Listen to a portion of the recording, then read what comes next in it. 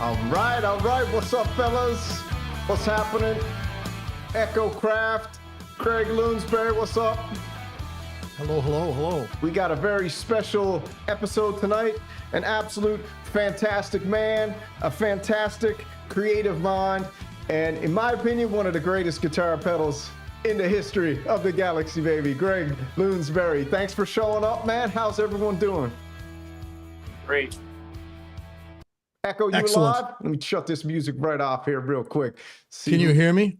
You're good. Greg, you got the voice. Let's hear it. All right. All How right. you guys doing? What's up, Greg? How you doing, man? Hey, Echo.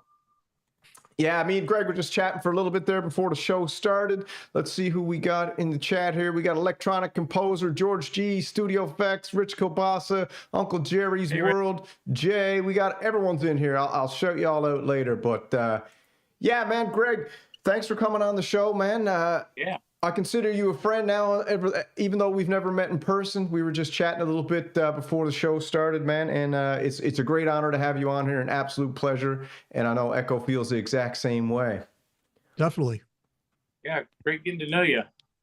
Yeah, man. So Greg and his company, Lounsberry Pedals, is sponsoring the Kumite, which is starting on Sunday, which is absolutely fantastic, man. I know we appreciate that. You donated the Mo-Bass pedal, and I had the opportunity to try with the organ grinder. And Greg, you've had a very interesting history. I was reading all about it. We were just talking a little about it there. Why don't you give us a little rundown of who you are, what your company's all about, and a little bit of your story, man?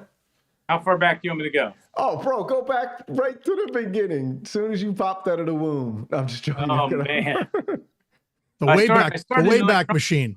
I started in electronics working in satellite receivers and working in engineering. And I had the opportunity to go work at Disney World. So I took a job at Disney World as a video and audio guy. And while I was there, I learned industrial controls and ride controls and all kinds of interesting things. And I was one of their golden ears guys there for a while.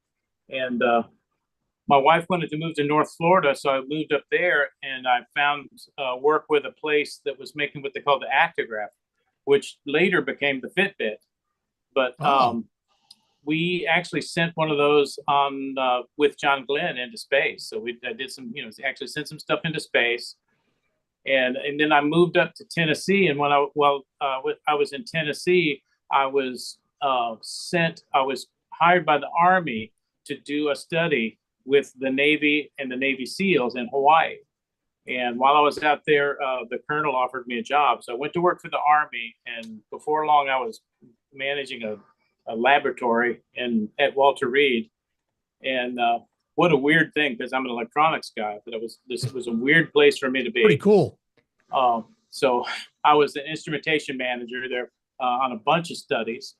And actually, one of the things that we did in that study, one of the things that we did was the original lane tracker, which is now my truck has it, but we had the first lane tracker that was part of that study. Went from there to work at General Dynamics, and we did the original self-driving cars, and I was working in engineering there, and until Google kind of came along and got into it and kind of knocked us down. I went from there to a place called down in DC, and we did some software for global command and control system, and actually was building some missile parts for nuclear missiles at that point. Wow. I went from there to Textron, and at Textron, basically drones and that kind of stuff. And throughout that, from the last two of those jobs, I had started Lounsberry pedals. Mm-hmm. And so I was doing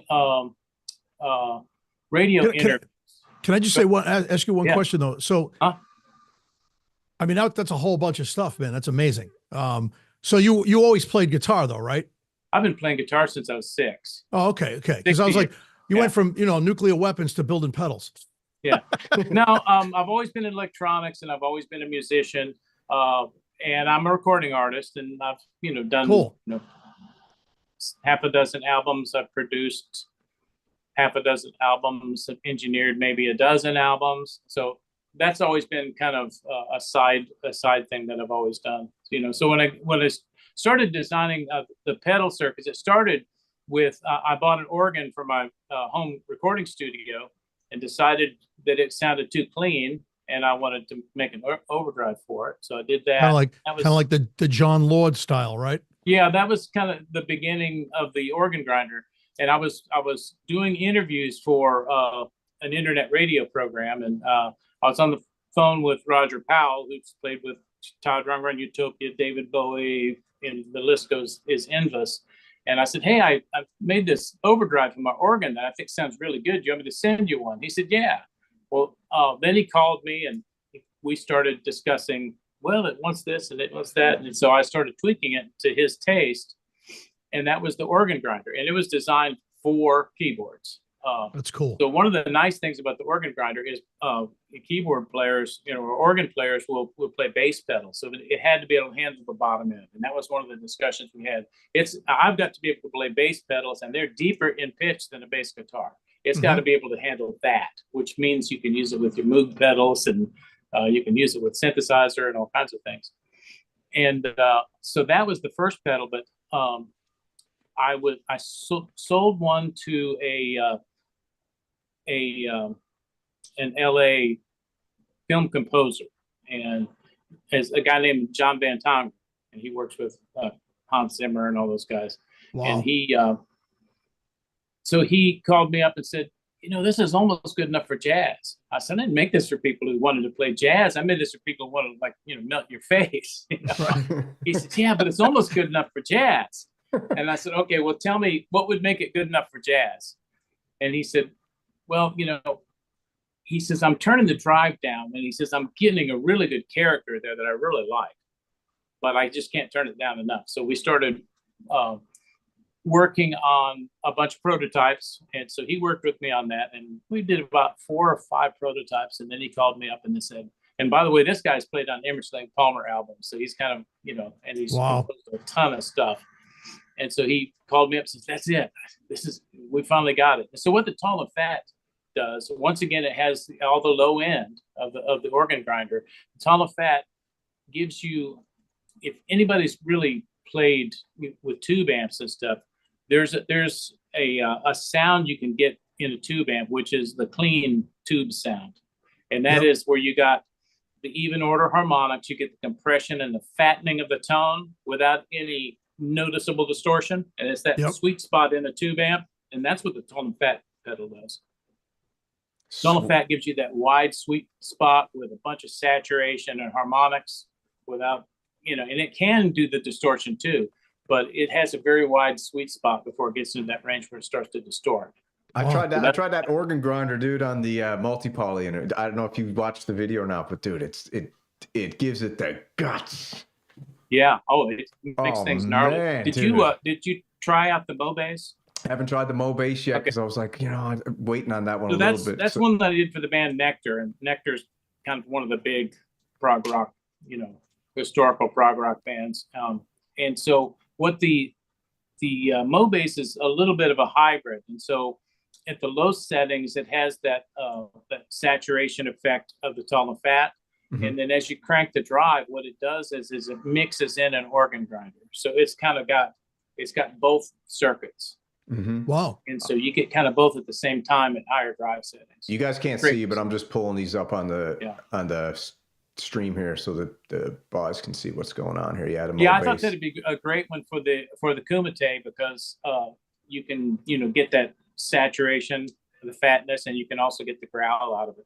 Great. Well, nice. The crazy thing is Echo and I absolutely friggin' love guitar pedals on synthesizers. That's why it's so cool that we kind of like, you know, the universe kind of a lot of guitar pedals have kind of a mid-range hump to them, and they have a little bit of roll off at the low end, and they're a little bit harsh in the upper mids, which works well for guitar, but you put that on an organ and it sounds nasty, you know? Yes. Mm-hmm. And a lot of times with synthesizer, they're just kind of smeary sounding.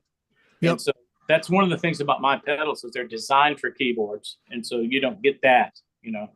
And actually, you need to try one of these too. I'm gonna get the organ grinder over to Echo pretty soon, and I haven't tried the Mo bass yet because I was gonna give it away, and I was like, should I really? Well, try I thought it? But, maybe you should demonstrate it on the show prior to giving it away. Yeah, that's what I'll do. Actually, I'll do. Yeah, that's a good idea. I'll do that probably Friday right after work. I'll break and then it you out, can sign it for the winner. You know what I'm saying? Oh yeah, baby.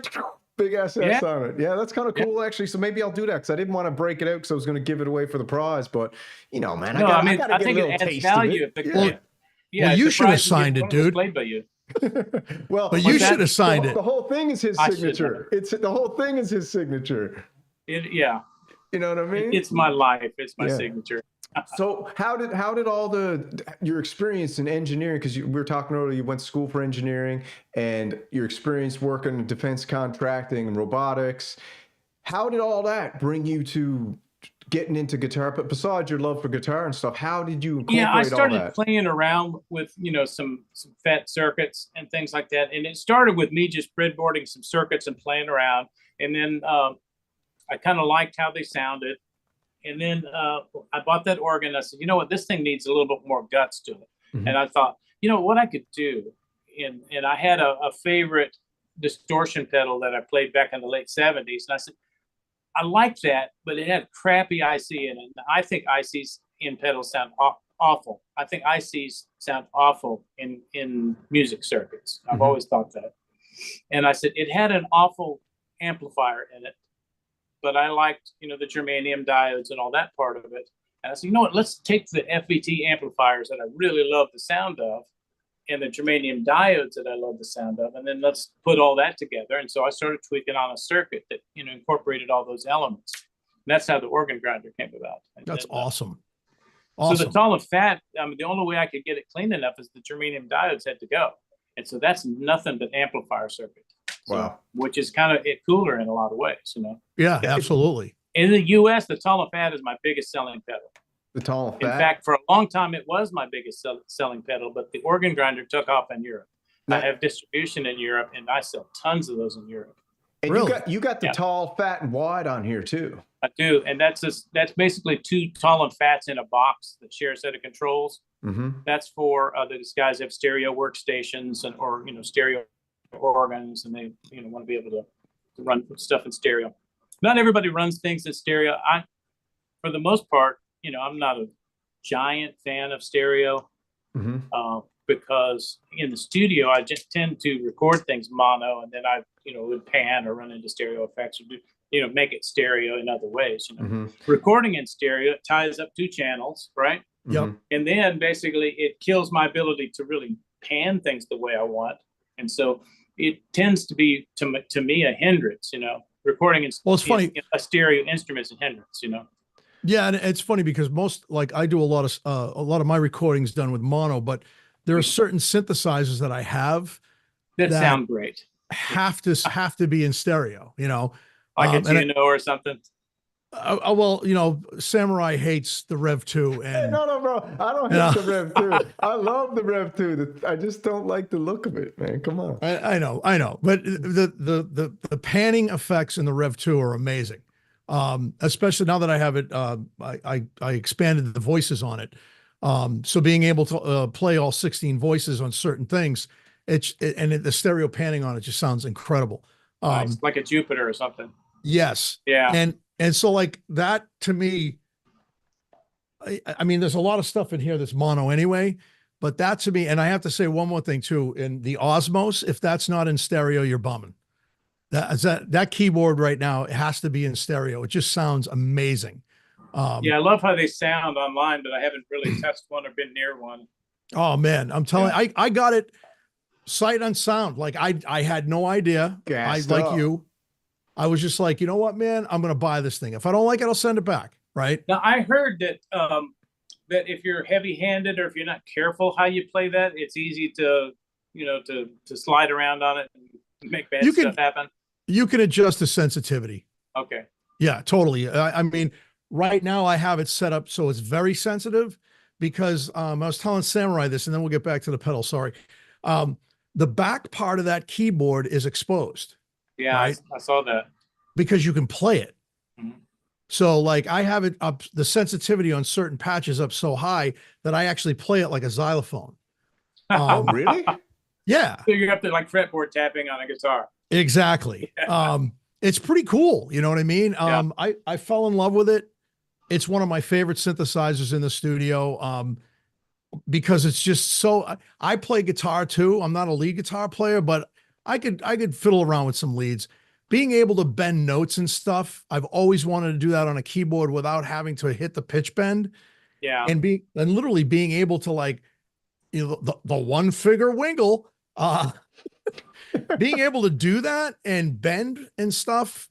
Because I don't know about you, but how many times have you been on a keyboard and you kind of do that? You know what I mean? You do that because it's an instinct to, like, you want to feel that note, you know what I mean? Wiggle, you want to feel that bend. And with the Osmos, you can do that. It's incredible, you know? But anyway, you can get it a little bit with Poly Aftertouch, but it's not quite the same as what the Osmos is able to do. Yeah. Yeah. The Hydra synth is very expressive. Nice. But the Osmos is just, it's crazy. Samurai knows all my lead do you use playing that to control other synths, like MPE synths and stuff? Yeah, I actually control pigments with it, Arturia pigments with it, which is a VST, and I know he hates VSTs, but I do use that, and now that, you know, Samurai is going to be surprising everybody with something, and when that happens, I want him to pair up the Osmos with it, because it's going to blow his mind. But that's all I'm going to say. That's classified for the time being. That's classified information. I'll tell you, Greg. Don't you worry. I'll tell you. I bet I can get. Yeah, I tell you, you can. Listen, man. If you're following along, the breadcrumbs have been laid out for all to see. Okay, but not for those ADHD boys who only watch 1 minute of my video. All right. Yeah, and it's not that peanut butter and jelly synth that you wanted. So, so Greg, listen, man. When it comes to the pedals. Just so everyone knows, you make all these pedals handmade all yourself? Yes. Like, how do you do it? For a while, my wife was helping me. God bless her. She got so good at it, she actually went to work for a defense contract. No, really? Way. She got her soldering on. She like took off. She's just a housewife for years, and I taught her how to solder so she could help me. And now she works for, you know, a defense contractor as a, you know. Well, I watched the video that you guys made. It was great. Because I guess she was a hairdresser, right? Was for years, yeah. Yeah, that's pretty intense. Yeah, and so I have a little factory. I live in a 3-story log farmhouse, and I have a factory. My 3rd floor is a factory. It's also my studio, which is why I'm not recording up there, because it is a wreck. Because I got, like, you know, a dozen or more synthesizers, 30 guitars, and a factory, all in, you know, in the knee wall attic of a log farmhouse. So I just cleaning is kind of, what's the word? It's almost futile, as the board would say. Yeah, you clean it up and then too much stuff in there. Yeah, and so I just didn't want people seeing that. What do you got? What do you got in your synth arsenal? So because you're not just a guitar guy, bro. You love synthesizers too, like the. Oh yeah, I got, you know, Model T, Neutron, Wasp, MS1, Toro. I got. There's a Behringer bro right here, man. Greg's a Behringer bro, baby. You know it. I got the era stuff except for the drum machine and the voice machine. So I got the S1, J6, and what is the new one, or whatever that new one's called? The sampler. And then I got a JT Mini the other day, which I've been recording. Ooh, you got the Mini. I got a Pro VS Mini. I got the JT 4000. I got oh man, it just goes on and on. I got a lot of stuff. The JT 4000, that one is what? That's the JD. Was that the? It's the JP 8000 clone. It's JP 8000. Yeah, I loved that great synthesizer, man. And I have on order the new the one with MIDI, but you can use a MIDI host. I have a MIDI host. It's more crap to hook up, and so I wanted the one that actually had the jack on the front. You know, right. And hey, man, can you squash it for everyone out there? Behringer synthesizers sound friggin' great, don't they? They do. They sound great. Yeah, exactly. So I have to set you up with getting a Behringer Bro shirt, man. It's embroidered. I want to make sure that you get one. Yeah, get him a Behringer Bro shirt, man. Yeah. I'm definitely a Behringer Bro. Oh, yeah, awesome. dude. I love that stuff. But yeah, I got, and there's some things I've been looking at, but What do you got the gas? like What do you got the gas for? UBXA, yeah, sure, man. But Oh, that thing is just too did you big. watch I don't have the space for it. James Dyson's video Oh, I on the loved it. UBX today? Today was great, man. Did you watch that? Well, I've been watching I watched his JT Mini, and I watched his what other ones have I watched? I've been watching his videos a lot. Yeah. I think he's one of the best demo guys out there. Absolutely. So Yeah. whenever he pops on, I usually crank it up. Yeah, James is awesome, man. Dude, Yeah, he's he always is. on. He's always streaming. Yeah, today was amazing. He did the And J. he went for hours, and then he did another one after that. I know, and I would wanted to catch that, but I had to go grab I caught dinner part and of stuff. the second one. He's got amazing patches for the TE05 and the I heard him UBXA. doing some classical stuff, so he's got the chops too. Yeah, he could Sometimes play, broke man. into some toccata and fugue, so he clearly, is not just like me. I'm just. Yeah. We're just. Oh, the he bros. definitely could play. We're the bros, man. Come on. Dyson's the pro, big time on the synthesizers. The Hydra synth makes even me sound good, Oh, you got the Hydra? Yeah, I got the Explorer. Oh, sweet, Nice. dude. You know what? If it weren't for the missing ribbon, Mm-hmm. it would be perfect. They But should have put the it's ribbon got a on little it. tiny. It's got two little tiny ribbons, like where you normally have a pitch bend wheel. Oh, it does. Believe it or not, Like the mini I freak. can get the same range on that little ribbon. You Oh, can't. yeah. You can't park it over the keys, but I can actually get the same effect. I'm never going the whole ribbon on the Deluxe anyway. Yeah, but if know? you wanted to, you can actually do that on the Explorer. Believe it or not, you just mod can't source it, tell right? by listening which one is being played. Except for the Deluxe, which has two Hydra synths in it. Mhm. Well, it's funny when Samurai was like, because when I went to NAMM, I had played the Hydra, and that's when it had just been released. I love the thing. Yeah, And me I was too. playing around with it. I was like, yeah, okay, it's digital, right? I was this analog mode at that time. And so, Samurai's like, oh, hey man, you should check out the Hydra. I'm like, well, I don't know. So then the more and more I like explored it and started like, watching videos, and I know that he was doing a lot of videos with it, using it. And so I said, all right, I'll just get the desktop model, right? Because I just got the Osmos. And so I'm like, nah, I'm not gonna, then I looked at the Explorer. I'm like, I said to him, I said, what do you think of the Explorer, man? He's like, oh, it's cool. It's great. It's compact, right? Right? Awesome. Yeah. So then I was like, you know what? I'm just gonna get the regular Hydra. So I did, right? And I actually fell in love with that synthesizer. It's so much fun to play, and it's just so easy to use. That's the other thing. It's just easy to use. I The saw a video interface of on it. Guy in Berlin, and he was A-Bing the Hydra synth with a CS80, and it was pretty impressive. Yeah, it was pretty close. Who did that? There's some guy in Berlin. It was a YouTube. I'm gonna have to look it up. Look up, Hydra synth and CS80 or something like that, and it'll probably come up for you. Cool. Good video. I'll definitely check it Hydra out. synth has personally for me, the synthesizer, I don't have a ton, but it's got the most friggin' intuitive user interface. Oh, You friggin' can't get lost. It's so enjoyable to sit down and just play around with. Yeah. I've been using a lot of is the Cobalt. I have an Argon 8. I have two. How do you like Cobalt that? 8s. I have two Cobalt 8s and a Cobalt 5. Don't ask me how I got two. But you like it? I love them. Yeah. Yeah. Do See, you like I tried the Cobalt at NAMM, Mhm. and I was and they didn't have anything. This is weird too. Like you think if they would have had like some pedals or something hooked up to it.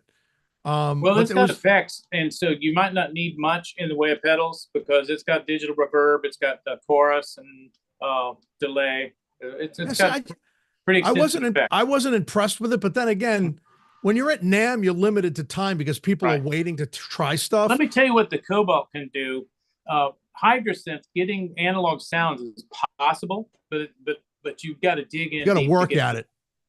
Cobalt, if you're looking, if you're somebody like me who used to own a Prophet 5 and you want that, I want that polysynth, classic polysynth sound, Cobalt is right there. You can get to those sounds fast. And so that's one of the things it's good at is it does a lot of digital stuff. I mean, you can do the wave synth stuff with it. it's a variation on the argon, which is a pure wave synth. They call the argon. They call that the poor man's PPG. And then Really? they said, you know what? We can put analog waveforms in this, and it'll and get classic, analog polysynth sounds. So that's where the Cobalt 8 came from.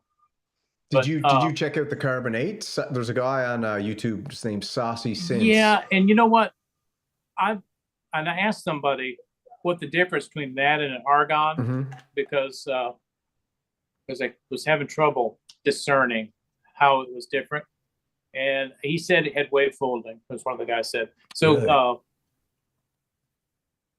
The argon is capable of so many different timbres that I'm not sure that adding wave folding is basically the kind of thing that's going to make you want to drop a kilobuck on another keyboard. And dude, it was it was like over $1,000, I think, for the Carbon. It's like, so after Modal, went into receivership, they're they have new owners, but the prices went way up.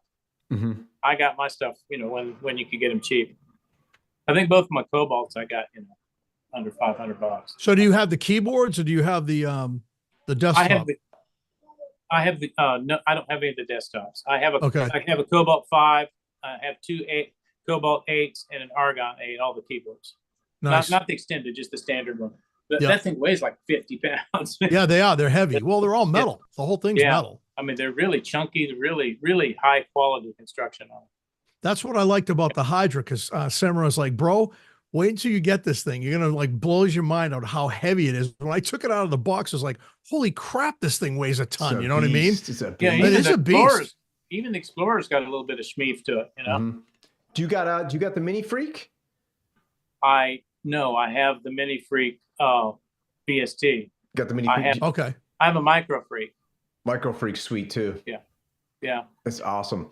I sampled my voice into the Micro Freak, and I'd use that for really? wires. How do you find the I call it the touch pads on the Micro Freak? Easy. Yeah, that's cool. Yeah, they're cool. The difference is that thing, it triggers. I mean, you get whisper soft. Have you ever just laid your hand on the keyboard in anticipation of pressing the note down? But you can't do that on a Micro Freak. Oh, so as soon as you touch it, it's like as soon as you touch it, it goes. You're one with the machine. It's pretty cool little piece of tech. I got a feeling it's really super easy to play. The Micro Freak, it lacks effects, so you're going to need effects, and it excels at like really weird, bizarre sounds. Like you can get good sounds out of it, but it excels at the bizarre things. I tend to use it when I'm looking for sound effects. A lot of times you just want some like industrial kind of craft, in a certain section of the song. I want some underlayment of some just some random crap going on, and the Micro Freak I'll use for that. And I think that's why they called it the Freak too, because of that reason. And also when I was at NAMM and I was talking to the Arturia rep, one of the reasons why they called it a Freak also was because of the keys, because it's just weird. You know what I mean? It was. Now, if you've never played one of the things they did that's kind of nice is there's little plastic separator ridges between those pads, so that there is some tactile feedback, so that when you're playing the keyboard, you can kind of tell where you are just by how it feels. But with the Micro Freak, you can too, because there's little ridges, and so you can actually feel. So you're not going to spill onto the next key without. I was playing it at NAMM, and Cuckoo was playing it next to me, which was funny. So I had met him at NAMM, and he was playing one, and because they only had two. Arturia booth was huge. And they only had two. Cuckoo. Oh, okay. Yeah, he was he's a big dude. He's like 6 foot something, but you don't think it doesn't look that way on camera. You know what I mean? But but I was standing next to Nick Batt in that video when they played the dueling Geminis or whatever. I had a booth next to Teenage Engineering one year. Did you? Really? Yeah. What do you think about Teenage Engineering? I'm not allowed to say. We're not going to talk about that, are we? I gotta ask, man. I can say it, but we'll keep it real on here. I'm not going there. All right, let's jump back to the pedals for a minute. So, have you ever decided or thought about going in a more mass production, or do you like keeping it small and you design it? Like, is your passion designing this? Do you like the hands-on, just you and the pedal kind of thing? As far as mass production, I would if I needed to, and I sell quite a bit to Europe. But I've been doing this a long time, and I build I buy the circuit boards, I buy all the parts, and I'm pretty fast at soldering these myself. I also make what I call a fish paper version of it, which is like a boutique version. These are point-to-point hand-wired, no circuit boards. Wow. I use a little piece of fish paper as a circuit board, but it's built like an old tube amp. That's awesome.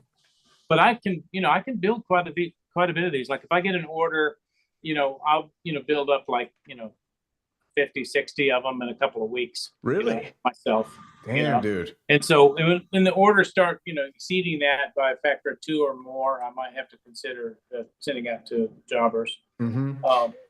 Early on, people were telling me, hey, you should, have these made in China. There's 2 reasons for that. Number one, is this an American product? And yes, baby. Remain that way. Secondly, anything that you have done in China like that, the Chinese government, their laws. That's right.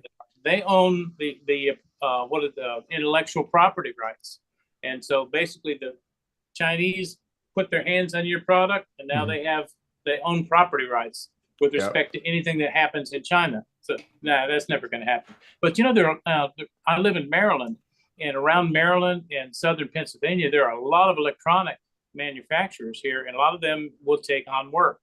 So I could go and say, hey, I need 200 of these. Here's your bomb. Really?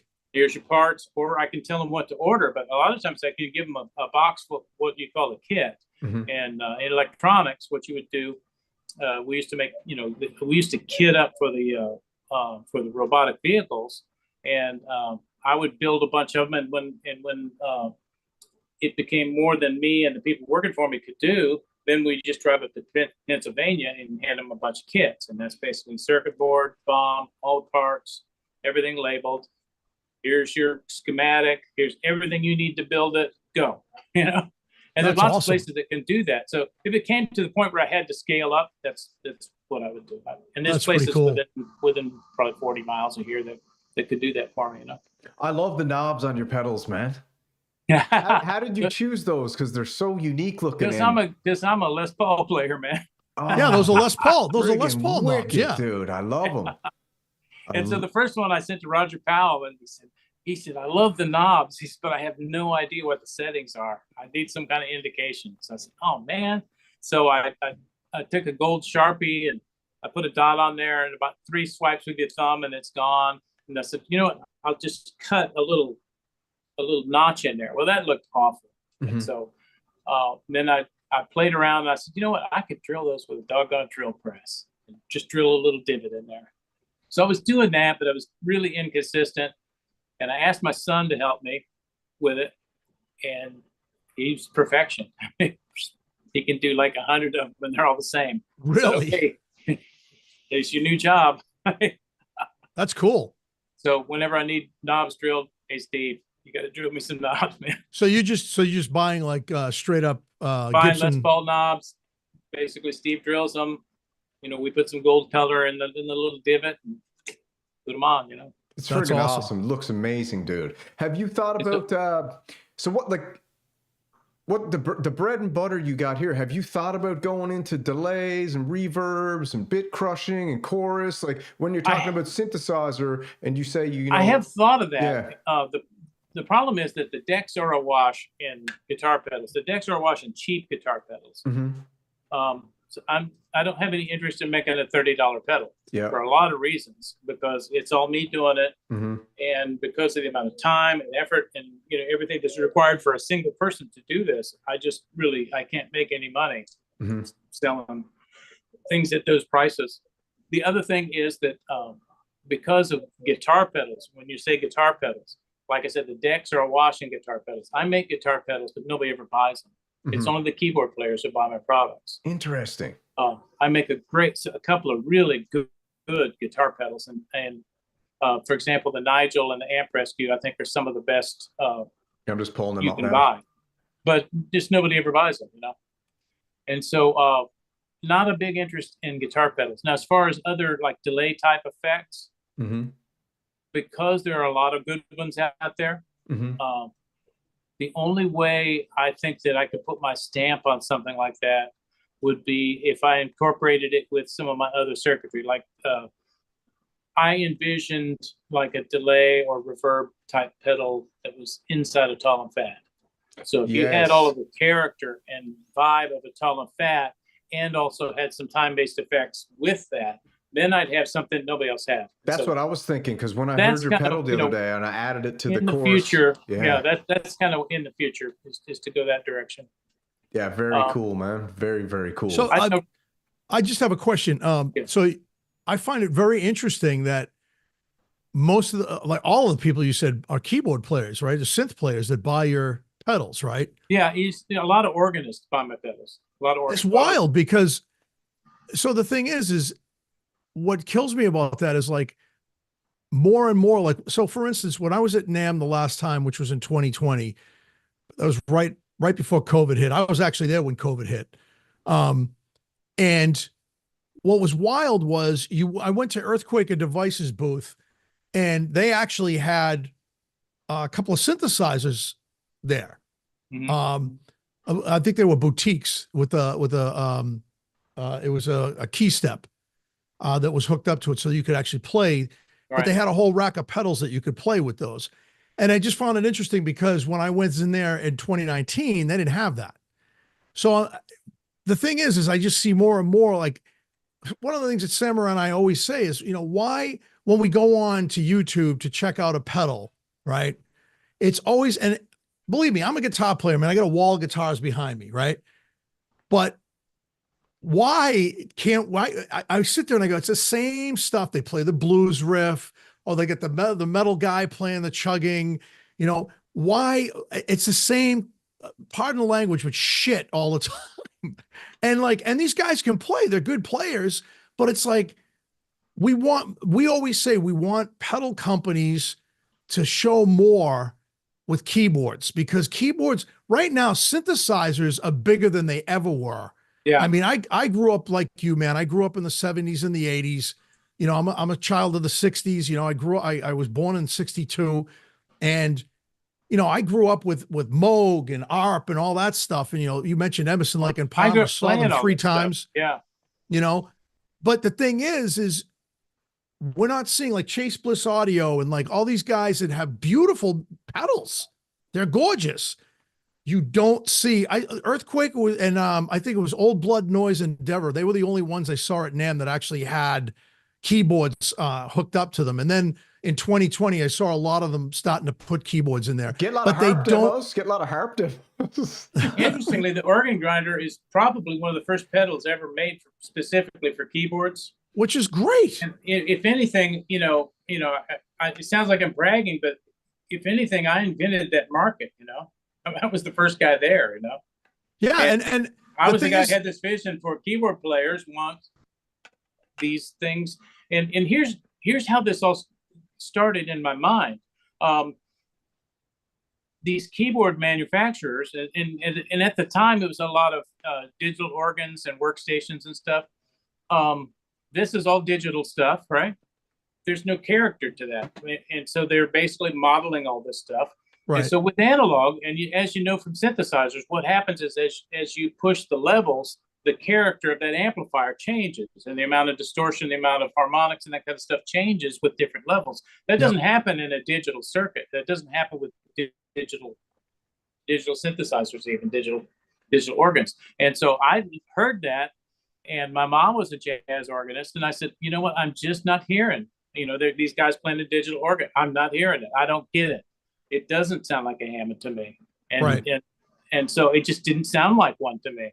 And so I said, well, I know what's missing, And so this was all kind of what was churning through my head when I decided that my organ needed that kind of thing in order to sound the way I wanted it to sound. So that's kind of how it started. And with even with synthesizers, and even with electronic synthesizers, even with analog synthesizers, you still get that. You get a lot of character, and you have the capacity for a lot of change in an analog synthesizer, because you have all of these various things that can be controlled. But even then, the dynamics of it still, the harmonic structure doesn't change with dynamics unless you're using the filter. But Right. even then, it's still something different. It's still not the same. So they sound better with these circuits, And so that's why I'm talking to you guys, is because the organists already know about me, But I've used these with synthesizers, and they sound great to me. And I just was thinking, synthesizer players, they want this, When I get this over to Echo, I'm telling you, man, that pedal, the organ grinder specifically, I'll try the Mo bass too, but the organ grinder at the front of the pedal chain is awesome. Yeah, you want to get it in before you delay, right? Yeah, it's so nice at the front of the chain. It was just like, it actually made the monopoly pretty much just what you just said. It turned it alive, and that's an analog synth, but it just gave it. It gave it beef. I heard it. It was man. It was awesome. It was just like, I don't know if it came through on the video as well as it did me sitting here. I stumbled into this weird observation at NAMM. So I bought one of these Aspen Pittman single point stereo speakers so that I could, and I bought a ventilator so I could, run. I have a Krumar organ. I was running through a tall and fat into a ventilator, stereo out into the Aspen Pittman speaker, and then Aspen Pittman and I ended up becoming friends there before he died. But when I noticed when I disengaged the tall and fat, that my stereo image sucked in, and it's like, it's a mono pedal. How is this possible? And so I called over some people, said, "Hey, come here, tell me, does this sound wider when I engage this pedal?" And they were amazed. And so there's something going on in that tall and fat pedal with just the way circuits, the way it's generating those second order harmonics, that has a tendency to, even though it's a mono pedal, that once you push it into a stereo effect like the ventilator, it actually makes the stereo sound wider. And that's one of the reasons why the tall, fat, and wide is so nice. But if you're using it mono and then generating stereo later, like through panning or that kind of thing, it will actually make things sound wider. Well, the crazy thing is that when I ran the organ grinder through the 3 pedals, those pedals are all stereo. So it went in mono through the organ grinder and then into the... Did it seem to widen up when you engaged it? Big time. Yeah. Big time. You can hear it. I think it's the second order. Is what I think. I have in-ear monitors when I was listening to it, and it sounded awesome. Yeah, it just went like... So that I actually have a Silver Bullet. I don't know if you're familiar with the Silver Bullet. It's a colorizer. It's a processor. No, I've never heard of it. Yeah, it's let me see here. It's a Louder Than Liftoff, the company. They're in Florida, I believe. And I paid like $2,600 for this thing, and it's a colorizer. I use it on everything. I have it running through my whole system. How many Hydrosynths can you buy for that?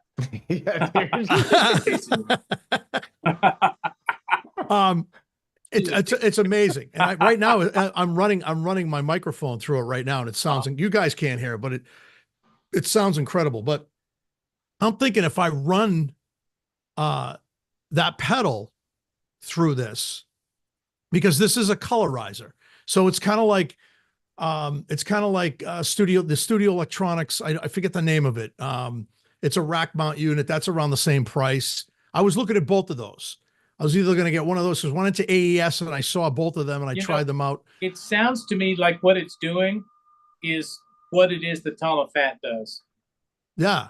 But if I run that through this, I think it would be an interesting experiment for you to A/B your Silver Bullet and the tall and fat.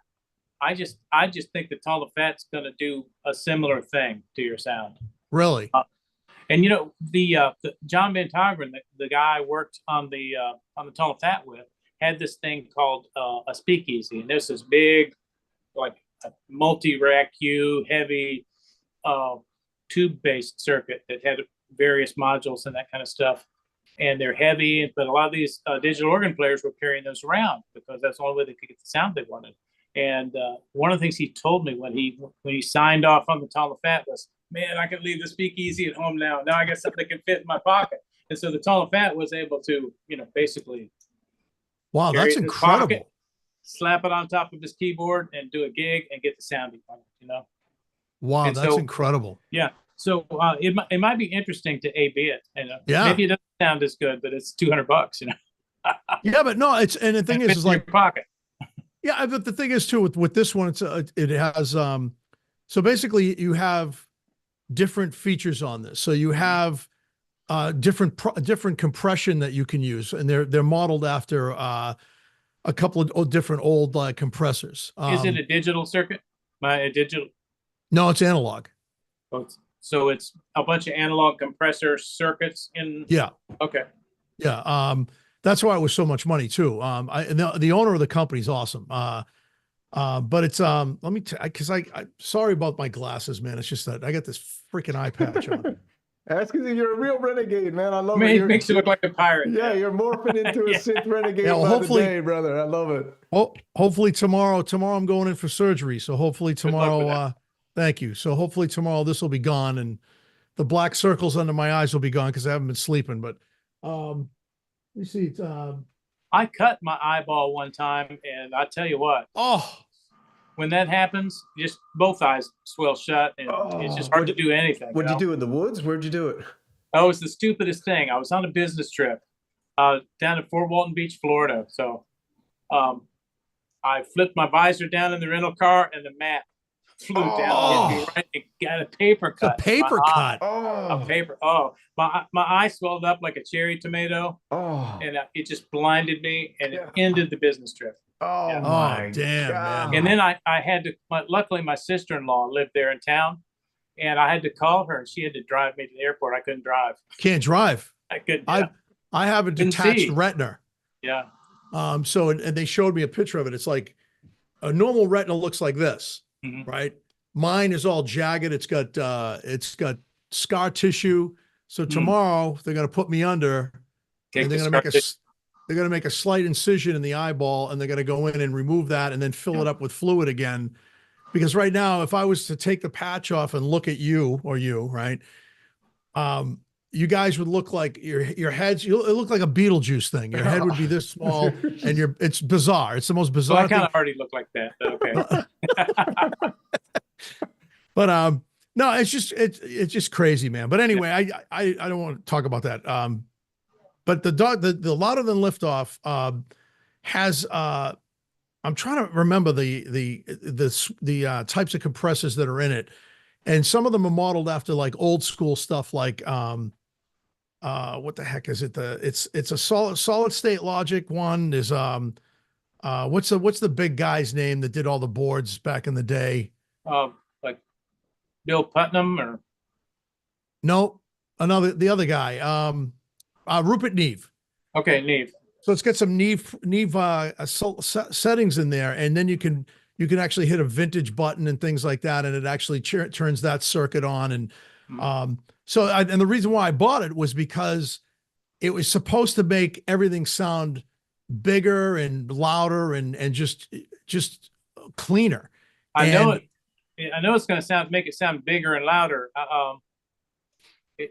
with that circuit in there. Yeah. Yeah, it's incredible. You know what I mean? And that's why I bought it, and of course, it's a studio piece. It's something that sits there. I would definitely not play out with this thing. You know what I mean? In fear that, tall and fat is something you could carry out with you, Yeah. But I'm curious about that pedal, man. I really am. Interesting. Tall and Fat. If you went and did a gig, you just bring that, and then you got your other one for at the house in the studio. What they need to do is send one of you guys Tall and Fat so you can pass it back and forth and both try it out and play it. No, I'll buy it. Yeah. I want to support you, bro. Has anybody ran drum machines through your pedals? Yes. There's a guy in England who is a film composer. His name is Scott Ampleford, and he used the organ grinder on his drum machine. He uses it for tons of stuff. Must sound amazing. Yeah, he does. And he does like strings and stuff through it, and uses it.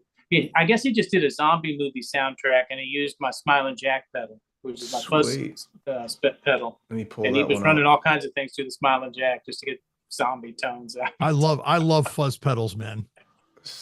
I got a couple of them. It's like being a guitar player, it's like one of my favorite pedals to go to. I don't usually like distortion pedals, I like fuzz pedals. I just think they keep the character of the tone and the guitar. You know what I mean? Fuzz is awesome on synths. Yeah, my pedal, the Nigel pedal, you know, basically makes any amp sound like a plexi. I mean, Really? first guitar pedal. It's and it's really dynamic. So you know how on a plexi you can play light and get clean tones. Yep. You can play a little bit harder and get some crunch, and then go ahead and do lead and not have to touch your volume control. The Nigel can do that. Yeah, I had a 120 watt Egnator all tube amp, 20 tubes. I never put it up to 120 watts. Because it had 3 switches. It had you probably left it on the lowest setting, right? Yeah, I think it was 30, 60, and 120. And I always, even at rehearsal, I always left it on like 30 because I'm like, but I did one night, I put it on, and I'll tell you, man, that too much. Oh, all tube amps though, they're nothing like them. And so here's the thing: is with amps, you know, solid state amps, watt ratings differ greatly than tube amps. Big time. So like a 15 watt tube amp is like a 60 or 75 watt solid state amp. The tubes are voltage amplifiers. Transistors are current amplifiers, and there is a difference because voltage is what your speaker sees. If your speaker doesn't give a crap about watts, all your speaker knows is more voltage means more excursion, louder. Right? Okay, so if you're amplifying the current and the voltage is not going up, it's not getting louder, you know? And so there is a difference. And that's the reason Fender's new, you know, I think their deluxe amp is like, remember the deluxe was 22 watts, and great amp. It's like hundreds of watts. That in order to get it to sound like a 22 watt tube amp, they had to give you like 200 watts of digital. You know? Yeah, it's funny because I had played solid state amps for a long time, and then a buddy of mine that I work with, he's always played Marshalls, and old Marshalls. He doesn't have any of the newest stuff, but he's like, dude, just get a tube amp. So I looked at the Egnators and stuff, and I'm like, all right, this is kind of a nice amp. It's called the Vengeance. Yeah, they're punishingly loud. Oh my God. But I have to say, when it came time to play quiet through it, the warmth of the tubes, I never realized that before. And I was just blown away by it. You know what I mean? And if I wanted to give it a little chunk, like you said, if I played a little louder, just a little heavier, hit the strings a little harder. Yeah. That's what you got to do, you know? Gives it a little bite, you know? Pretty cool stuff, man. I learned a lot in that band. Yeah, and that's the other thing about the solid state amps is those dynamics don't kind of bloom as you play. And that's what the Nigel, that's its main feature, is that you get those blooming notes that you normally only get with tubes. You know, really sweet. That was one of the things that is my big triumph. But once again, guitar players don't know me, and so that's so weird. Elbows. It is weird. Well, I messaged a bunch of my buddies that play guitar. Hopefully the guys are watching tonight. Because I told them about you, and I'm like, you know, I had no idea that it was you just selling mostly to keyboardists, but I hopefully Jimmy and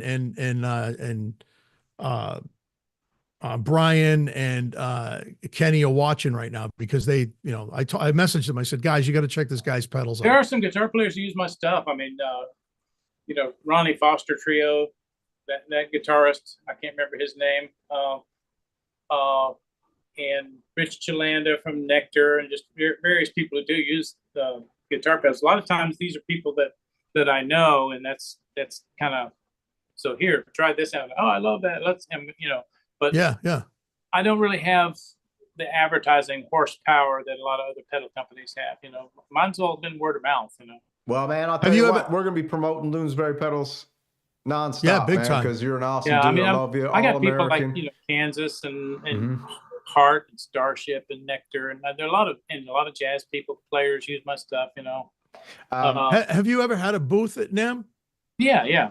I was next to TE, bro. The last couple of years. Oh, that's right. You said you were next to TE, huh? Yeah. I was next to Mellotron one year too. Oh, really? The Mellotron. Yeah. I love the Mellotron. When? And was then, it? And so the Hammond guys, when I started going out to LA or to Anaheim, the Hammond guys were lending me an organ, so I didn't have to haul mine all the way out to California, because when I used to drive over to the one in Nashville, which they don't have anymore. Yeah. But I have a Yukon, and I could throw my whole booth in the back of a Yukon and drive to Nashville from here. 13 Yeah. hours. The last one I went to the last one they had in Nashville. And that was all, it was mostly guitar pedals. Mostly. Yeah. And then you had all the wankers that are just blistering your ears. And, you know, I'm trying to do business, and just like, you know, the hair flippers and windmills. Oh man, it's gonna kill me. You know? Sounds like a head busting event, actually, dude. So I got some questions opened up in the chat here too. I'll throw them out in a little bit. One of the ones I thought is because the design of your pedals are pretty awesome, and you told me a story in email about how you did the Mo bass pedal. I think it was the design on that. And some people also want to know: are they screen? How did you do the graphics on the pedals? Okay, so my friend that I've been friends with since we were about 10, so over 50 years, is a graphics designer. He and I actually took some art training together back a long, long time ago, but he stayed with it and I didn't. Has designed all of this stuff for me. And he has a large format vinyl printer. So it's a heavy duty vinyl that they normally use, like when they're making entryways to like a hotel. You walk in and you're walking across and it has the name of the hotel. Yeah, so yeah. He's got a machine that makes that stuff. And so we use that. So I actually, I hand drill and powder coat my own pedals. When I say I do it all, I do pretty much it all. And then basically this is done on this heavy vinyl, which is designed to walk on. And so they never scratch. You know? Sweet, dude. And so that's actually how the graphics are done. So it's I was just watching somebody powder coating a pedal box today on a video, and then they put it in like this oven, I guess, and you bake that's it. how you do it, yeah. Yeah, it was pretty cool. Like it comes out like all matte finish, but then all of a sudden, once it's baked, it's wicked shiny and stuff. I never knew how they did that. Yeah, because it's pigment in plastic, and so the powder has a specification for temperature and time, and then you set your oven to that temperature and for that many minutes, and then that plastic melts. And so the reason they're really, really scratch resistant, I did it because when I did my first pedal, and my other son convinced me that, hey, you need to sell these. And I said, come on, man. You know, I demonstrate it at the local music store, and the guy there, I'd say, hey, check out this circuit. And I was making them in Altoid boxes, right? And oh, really? That's cool. He'd pull his wallet out and say, how much? I said, I don't know, give me like $15 or something, you know? And but every time I showed him a new circuit, he'd do that. My son would be with me. He said, man, you got to put this in a box. I said, nah, you know, but he convinced me to do it. And so I started to do that. And the very first thing I decided that, you know, I had already, through, you know, some engineering places that I had worked, we tried doing things using wet paint and baked on paint and enamel, and none of that stuff was rugged enough for what I knew we needed, you know, in a foot pedal, you know. So I said, you know, it's got to be powder coat. So I started paying guys to do it. There's a powder coat shop nearby, and people who do powder coating in industrial powder coating tend to be really flaky. So they'll do this order, they'll do next order, they'll say, sorry, can't do this one. It's going to be 8 weeks, and I got an order. It's going to go out in 2 weeks, and then one guy just disappeared, and you never heard from him again. And I got somebody else to do it, and then that person's flaked, and then another guy flaked. And when the fourth person flaked on me, I said, I'm going to have to learn how to do this. This is killing me. I just can't rely on people, you know. And so I have an outbuilding, and I said, you know, got to get an oven, you got to get a gun. And I didn't know anything. I had to figure it all out myself, but I'm pretty good at it now. True American company. Yeah, you man. are. It's awesome. It is. It's awesome, dude. All right, what else we got? We had Machines One wants to know, what is your dream pedal if there was no limits and you could design something for yourself or for others, but just for you? Yeah, I really want. I have a couple of ideas. One, we talked about, you know, delay effects inside a tall and fat pedal, because I think in terms of just a sweet circuit, I think that is not a distorted circuit. I think tall and fat is one of the sweetest things there is. There's a spin-off question for that delay. Banana Rodder want to know: would you use a bucket brigade delay on that? Like, what delay would you think about using? No, if I did it, I would use digital, because a bucket brigade gives you a softer, a little bit more analog sound. But the tall and fat circuit achieves that, so I wouldn't really need to use a bucket brigade. So I would have the flexibility of going digital, because what I would do is I would condition the sound through a tall and fat circuit prior to even going into the delay.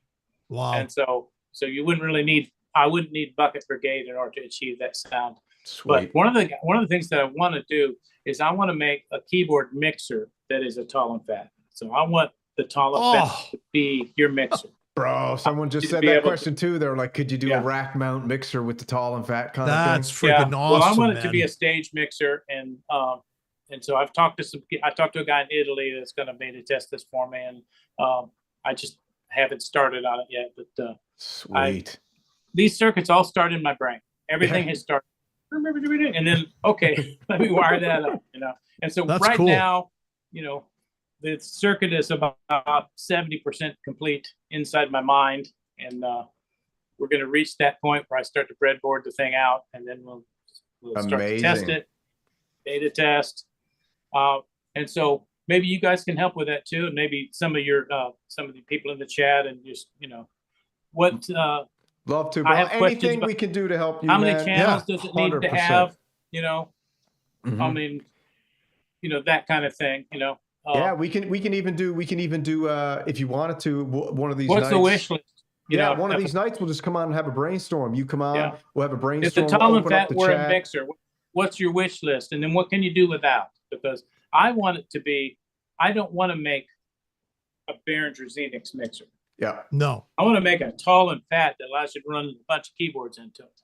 Well, see that. So it's funny you should say this. Mixer, dude. We were talking about it yesterday. We were talking about it yesterday because I was telling Samurai that I had a Mackie, I think it was called the LM20, and it was a rack mount mixer, but it was 20 inputs, and it does more than what you need it to do. Yeah, you know what I'm saying. Okay, how much EQ do you use on your synthesizers? Very, very rarely. Little or none, right? Yep. Okay. The other thing is, if you have a beautiful sounding circuit like the tall and fat, you're just never going to want EQ. Why is that? Because it sounds gorgeous. Right. EQ is a remedial thing.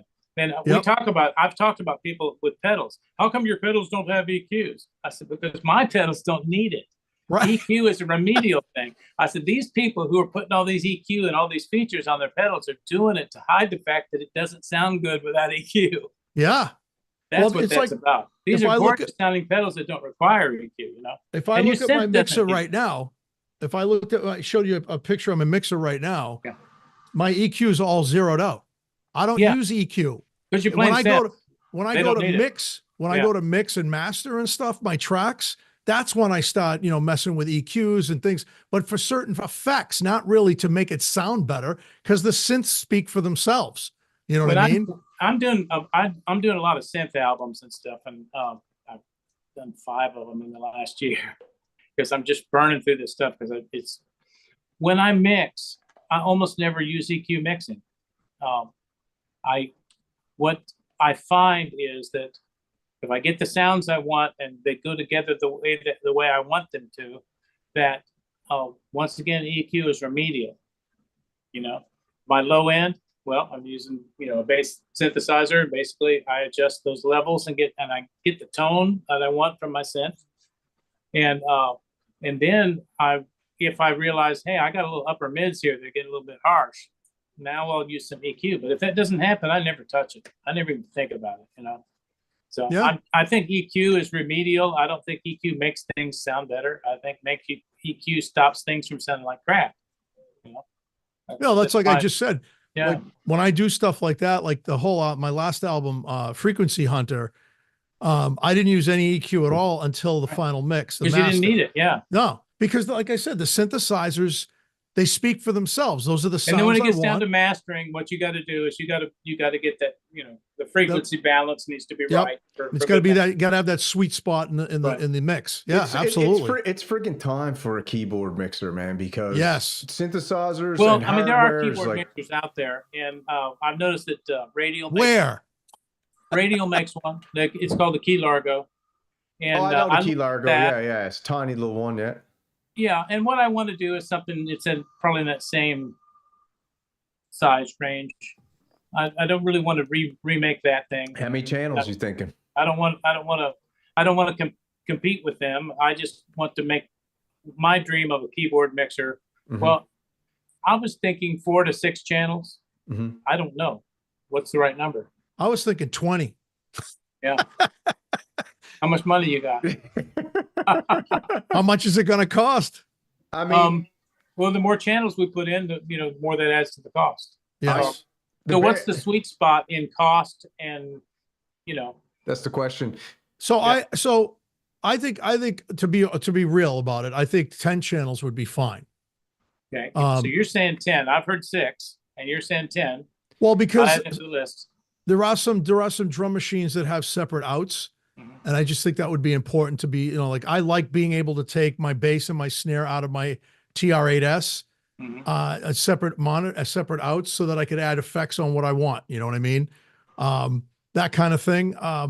What was that mixer you showed me yesterday, Samurai? Oh my God, I can't even remember what the name it was. It was an old school 20 stereo channel mixer. I don't know. It was I a can't beast. remember. Yeah, it was a beast, but you can't get it anymore. It's like 1,600 to $6,000 used. It was a big rack mount mixer, had 20 stereo channels, a bunch of effects sends. It didn't have any EQ on it.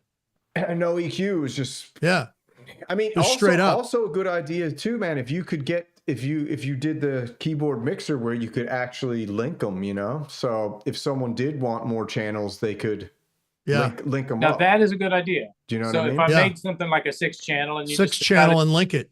you decided you wanted to link them, that's a good idea. I like Yeah, that. that's a really good idea, actually. Then you Yeah. basically Listen to channel it Samurai to using what his you want. brain. And if you could link them, and this is a bit crazy, but if you could link them almost like a Lego style where they actually attached, so like Yeah. they locked in somehow. So then, Well, then That you're could gonna lose. actually be done. So here's Would another you lose idea. frequency Since if we're you now- did that, though? Since we're now brainstorming this, I could do that. But one of the things I was looking at is one of the things that causes these would cause this to be very expensive is a metallic enclosure. So I was thinking about a polycarbonate enclosure. Mhm. Oh, And so there's a big place 20 miles from here that does custom polycarbonate enclosures. What's that, 3D printed? No, it's a manufactured part. So they basically, we draw it up and then they manufacture it for me. And one of the things that we could do is just like you said, we could have like some type of a thing where they would nest together if Mhm. we wanted to do. that. Polycarbonate's super light too, isn't it?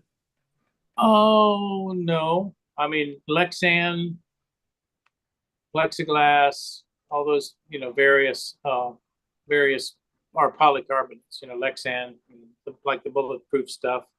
Okay. One of the things I was looking at that I kind of like was acrylic.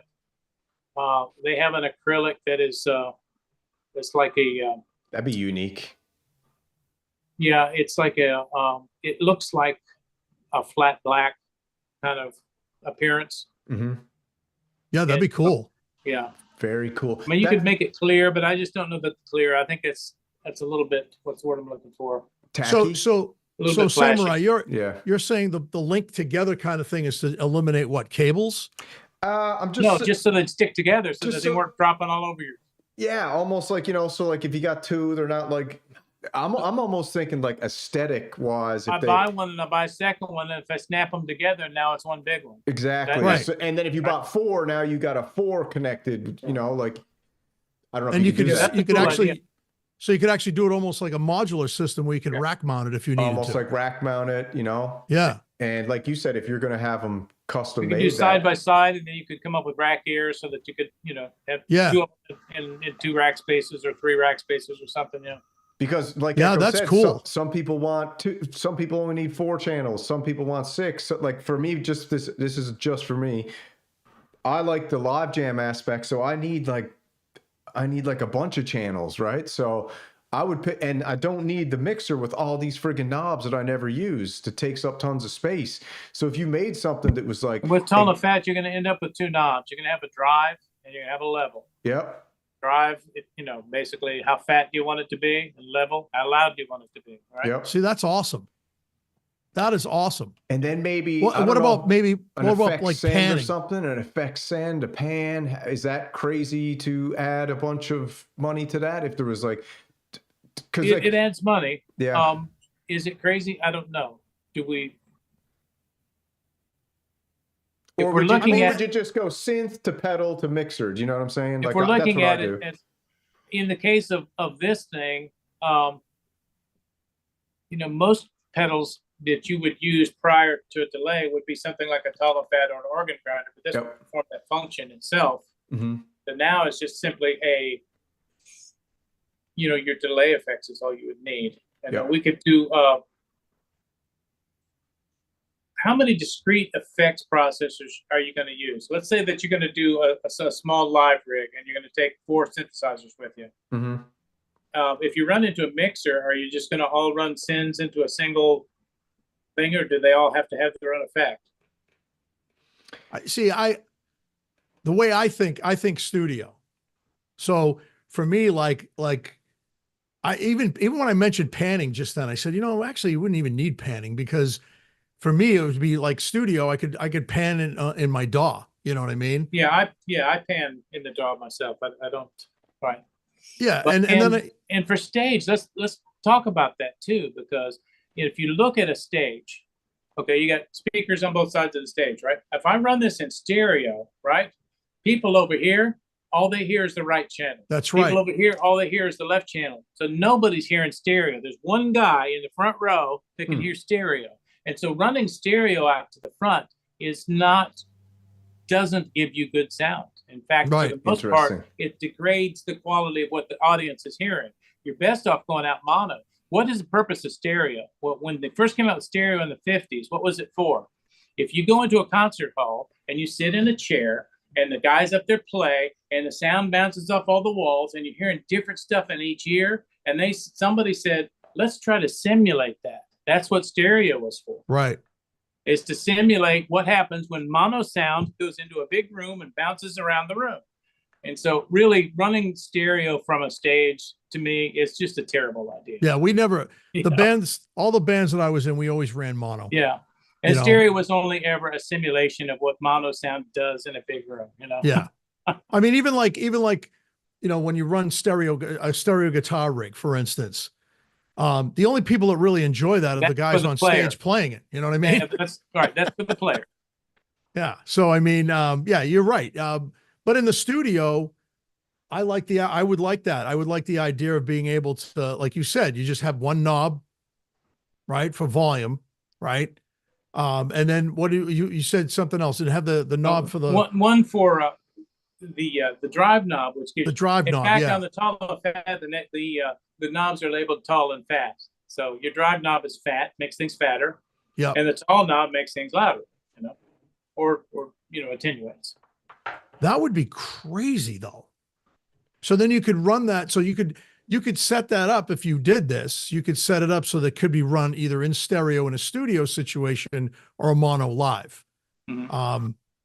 Which would cut down on the cost, like you said, instead of putting in a panning pot and all that stuff. Faders, you wouldn't need any of that either. I'm not ruling it out. I'm just making an argument in favor of maybe you don't need that, you know? Yeah. And then the whole idea of doing it 6 channels and being able to link them, then you get 12 channels. Awesome idea. Yeah, because you can go like 6, 12, 16, 24. Yeah. You know, and then you got a fucking Tascam mixer, basically, right? For yeah, keyboards. but it blows away the Tascam mixer. Yeah, but I mean, you got, Yeah. yeah, but you got like, what I mean is that's how they got their SKUs, right? They got the 12, the 16, the 24. And so what they've done with the modern mixers is as they get more modern, what they've done is they've driven that noise floor down, right? Mm-hmm. Yes. Mixers back in the 70s. I had an old Yamaha mixer. It was in its day, it was a great mixer, but they're a little bit noisy.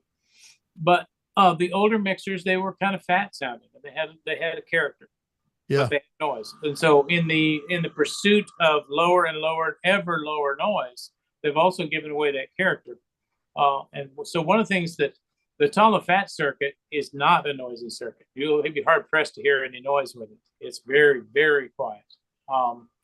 And so you get that fatness and you don't get the noise. It's kind of the best of both worlds, you know. And having that in a mixer would be kind of nice. You get that the sound your ears crave of that fat mixer that nobody's heard in 40 years without all the noise. And simplified too. Yeah. Yeah, I that's want it just to be that. as simple as I can make it for a couple of reasons. And one is that, you know, I don't want to have to charge a lot of money. Mm-hmm. Be cheap. A ton of fat's $200. It's not going to be cheap, but I don't want it to be stupid expensive. You know, I want you to get a really nice mixer for a dollar number that's approachable. You know, Right. I don't want a $2,000 thing. I don't want a $1,000 thing. You know, I want to get the price as low as I could possibly get it. Yeah, that's a really good idea. I like the simplicity of it. I think that's very cool. Simplicity, uniqueness. I like the idea of how you're talking about designing it. What are you looking at? Like, just give me a hand size. What you were thinking, like a size for. I was thinking maybe something like this. That's what I was thinking too. Like Yeah. of a Behringer Mini or something. Have you seen the Mookie mixers? You can get them on Amazon.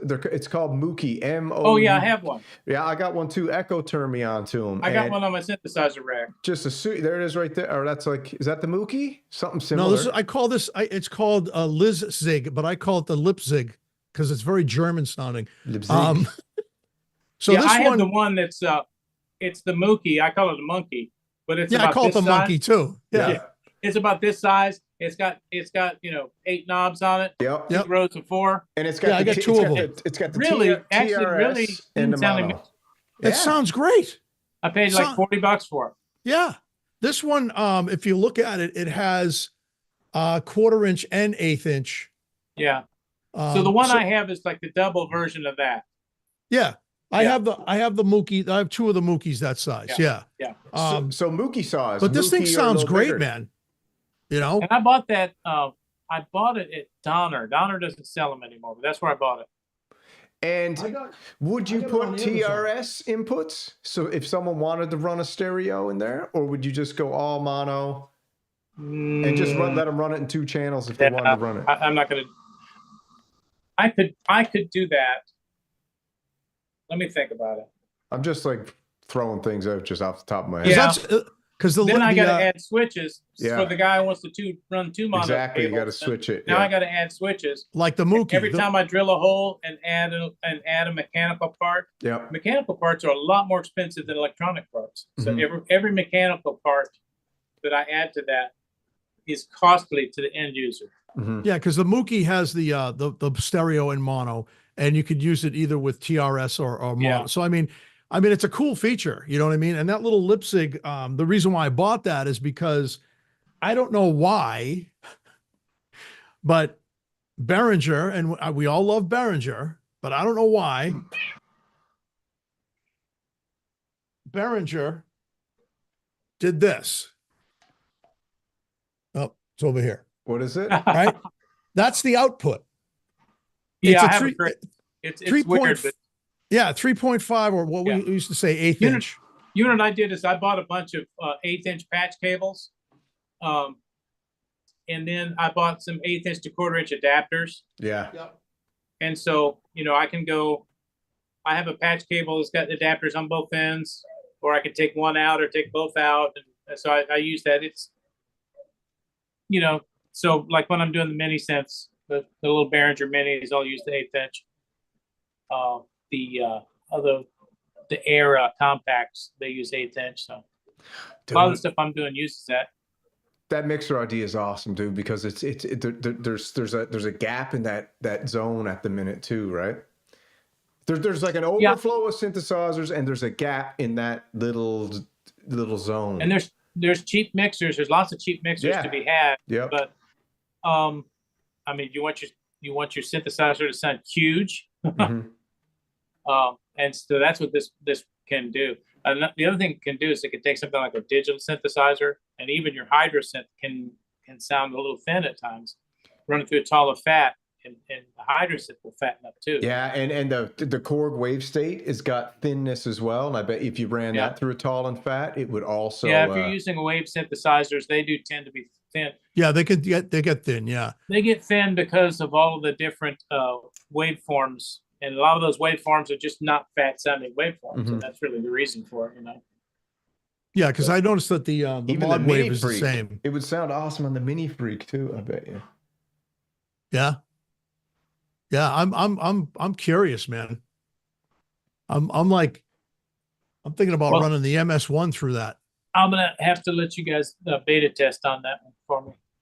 Yeah, man. It would be my pleasure. Yeah, absolutely, man. Like I said, I'll just buy it. But I'm going to send him probably a little more mature version. But some of the early versions, some like the really butt ugly versions, I'm going to let you guys toy around with some. Give us the grunts. Yeah, that's cool. Yeah. So what do you actually think about the pedal industry in general? Do you like with all these companies like Chase Bliss and Hologram Microcosms and all these companies doing it seems to be going really wild. Yeah, I think that there's a lot of unnecessary stuff in the pedal business right now. Mm-hmm. There's just a lot of cool stuff and a lot of crazy and weird stuff, and you can get into outer space, but some of it's unnecessary, you know. Mm-hmm. And because of that, like I said, the decks are awash in pedals, and it's how do you make a decision? It's hard. It's a hard market to sell into because there's you know you're hip deep in pedals, you know. Yeah. Which one do you buy? And I feel like the tough decision for somebody who wants to buy a pedal. You know? The synth scene Samurai, too. what did you buy? For what? For what? Putting them on the spot. Well, what did I buy? I got something. Yeah, didn't you just get something fun? No, not that. Oh, what? The other thing. What I bought today? That's the effects. What I Did bought you buy today? effects? What I bought today? Yes, in this box, bro. Right here. Oh, no. You didn't tell me about that. I'm talking about something else. Oh, I bought a bunch of stuff, bro. I told you. He bought so much stuff, he doesn't know what you're talking about. Exactly. I went on a buying spree. For all the haters out there who says, Samurai, don't buy nothing, I'm leading the pack in the gas tank of 2025. I got a load of stuff here. So listen, I just showed you what I bought. I bought the Spice. That's what I just held up. You bought that a month ago. No, I didn't. I just got a JT Mini 2 days ago. Ooh, baby. Yeah, see? I'm already recording with it. Are you? Yeah. I sent you a track that the very first thing I did was I sent to you. The JT Mini, baby. What synth is exciting you the most at the minute? You talking to me? Yeah. Are you chasing? I shouldn't say new. Are you chasing new inspirational synths and sounds, or do you got something in your studio that you're like, I just having a real good time with this at the minute? I'm having a real good time with a lot of stuff, like the Cobalt, the Hydra. I haven't really touched my rack full of Behringer stuff in a few months, but I'm going to go back to that soon. Mm-hmm. But I've been, enjoying all that stuff. You run your Behringers through VST plugin style, or do you run them through pedals? Or run them dry and then just add effects in the DAW? I'm running them into like Valhalla at the moment. I bought a Maris Mercury 7. Oh, nice. And so I have a bunch of various delay things that are kind of nice. I have a Nux tape core. Some people call it Nuke. I think they pronounce it. Oh, yeah, the Nukes. Yeah. But Nux is funnier to me. Nux, yeah. And it sounds a lot like an Echoplex, so I kind of like that. What do you want? Yeah, so you're running through Valhalla VSTs? Yeah. Yeah. Yeah, we keep telling Samurai that he has to get into Valhalla. The guy makes great stuff. Bro. The price is right on $50. Nah. No, the one I'm using is free. They make two reverbs. One is $50. The other one's free. What is the what's the about the name? night verb, dude. Super massive or something. I don't know. Super massive, yeah. Yeah, That one's awesome. That one's free. It sounds Yeah. great. See But, what he's holding up there? I can't see him yet. He's got to switch screens. It says night verb. Oh, cool. He bought the night verb. Just bought this for all you haters out there. Let me just show you. He said you got to switch screens, That's dude. probably You gonna be out couldn't of see it. my price. What are you seeing on your screen, Greg? Right now, I see Echo. Yeah. Now I see you. You see me There you now? go. Yeah. Hold on. I'll show you something. Yeah, that's a lot of money. All right. So what is it? What is it? This is the Erica Synth's night verb. So if I paid whatever you paid for that, would I have to ask what kind of gas mileage it gets? Reverberation You know, unit, good about the baby. purchase? This is a this is a deluxe, baby. This is a deluxe. This is right there. Let's see. So I'll be hooking this up, and you know what I'm gonna do? It is nice. You know what I'm gonna do? You know what I'm gonna do, bro? I'm gonna run the organ grinder into this and see what that sounds like. It's gonna sound like the end of the world. Oh, baby. Have you listened to any demos on this yet? I haven't. Okay, Oh, it's dude. amazing. As soon as we get off here, go watch the Erica Synths one that they got on their. It really is. Dude. I have to say, I better than- have a big than sky, Mercury. and it blows the big sky away. Okay. You know, and I bought my big sky second. Oh, there it is. You got the Cream Dream Arturia Drum Brute Impact 1984 edition. All right. That's nice, man. I like the color of that too. For all you haters. I got the original one, but that's nice. That was the only way you could get some cream in your studio. That's the only way I can get the cream, bro. That's the only way I can get the cream. The only Well, way. you could have got an RD9, man. I could have got an RD9. What do you use for a drum machine, Greg? Echo's got about 17 I have drum RD8. machines. You got an RD8? Yeah, and I also have an old Oasis HR16 with the Lindrum ROMs in it. So basically it sounds like a Lindrum, looks like an Oasis. Yeah, nice. Yeah. Oh, and the other thing I use is circuit tracks, Novation circuit tracks. I use that a lot. I don't think Samurai understands what that is. What, Novation circuit tracks, bro? I know what a Novation is. Come on, dude. You serious? Circuit tracks is awesome, man. I know. I mean, an adult like me can easily sequence a full track on that thing. Yeah, I have like 6 drum machines right now. Yeah, Echo's got like, what do you got? Oh, I have a Beat Buddy. I forgot to tell you about that. I was using that for a while. Oh, the Beat Buddy, the guitar pedal. Yeah. Right? Yeah. Yeah, that's actually really nice. Good sounding machine. I want something a little bit more electronic sounding. Beat Buddy kind of straddles that area between drum machine and a drummer, and it kind of gets you a little closer to a drummer. And for the synthesizer stuff, I wanted it to sound more like a drum machine. You know? Well, that's why. So when the Drum Brute Impact came out, I didn't like the original Drum Brute. And that was one of the things a lot of people complained about. They didn't like the sound of the bass drum. When they came out with the Impact, the bass drum sounds more like a TR-808, but you can get that 909 sound out of it. It's all analog. It is. We used to use the 909. In fact, I used to play in a duo. We did prog rock as a duo, and I played guitar, synth, and sang.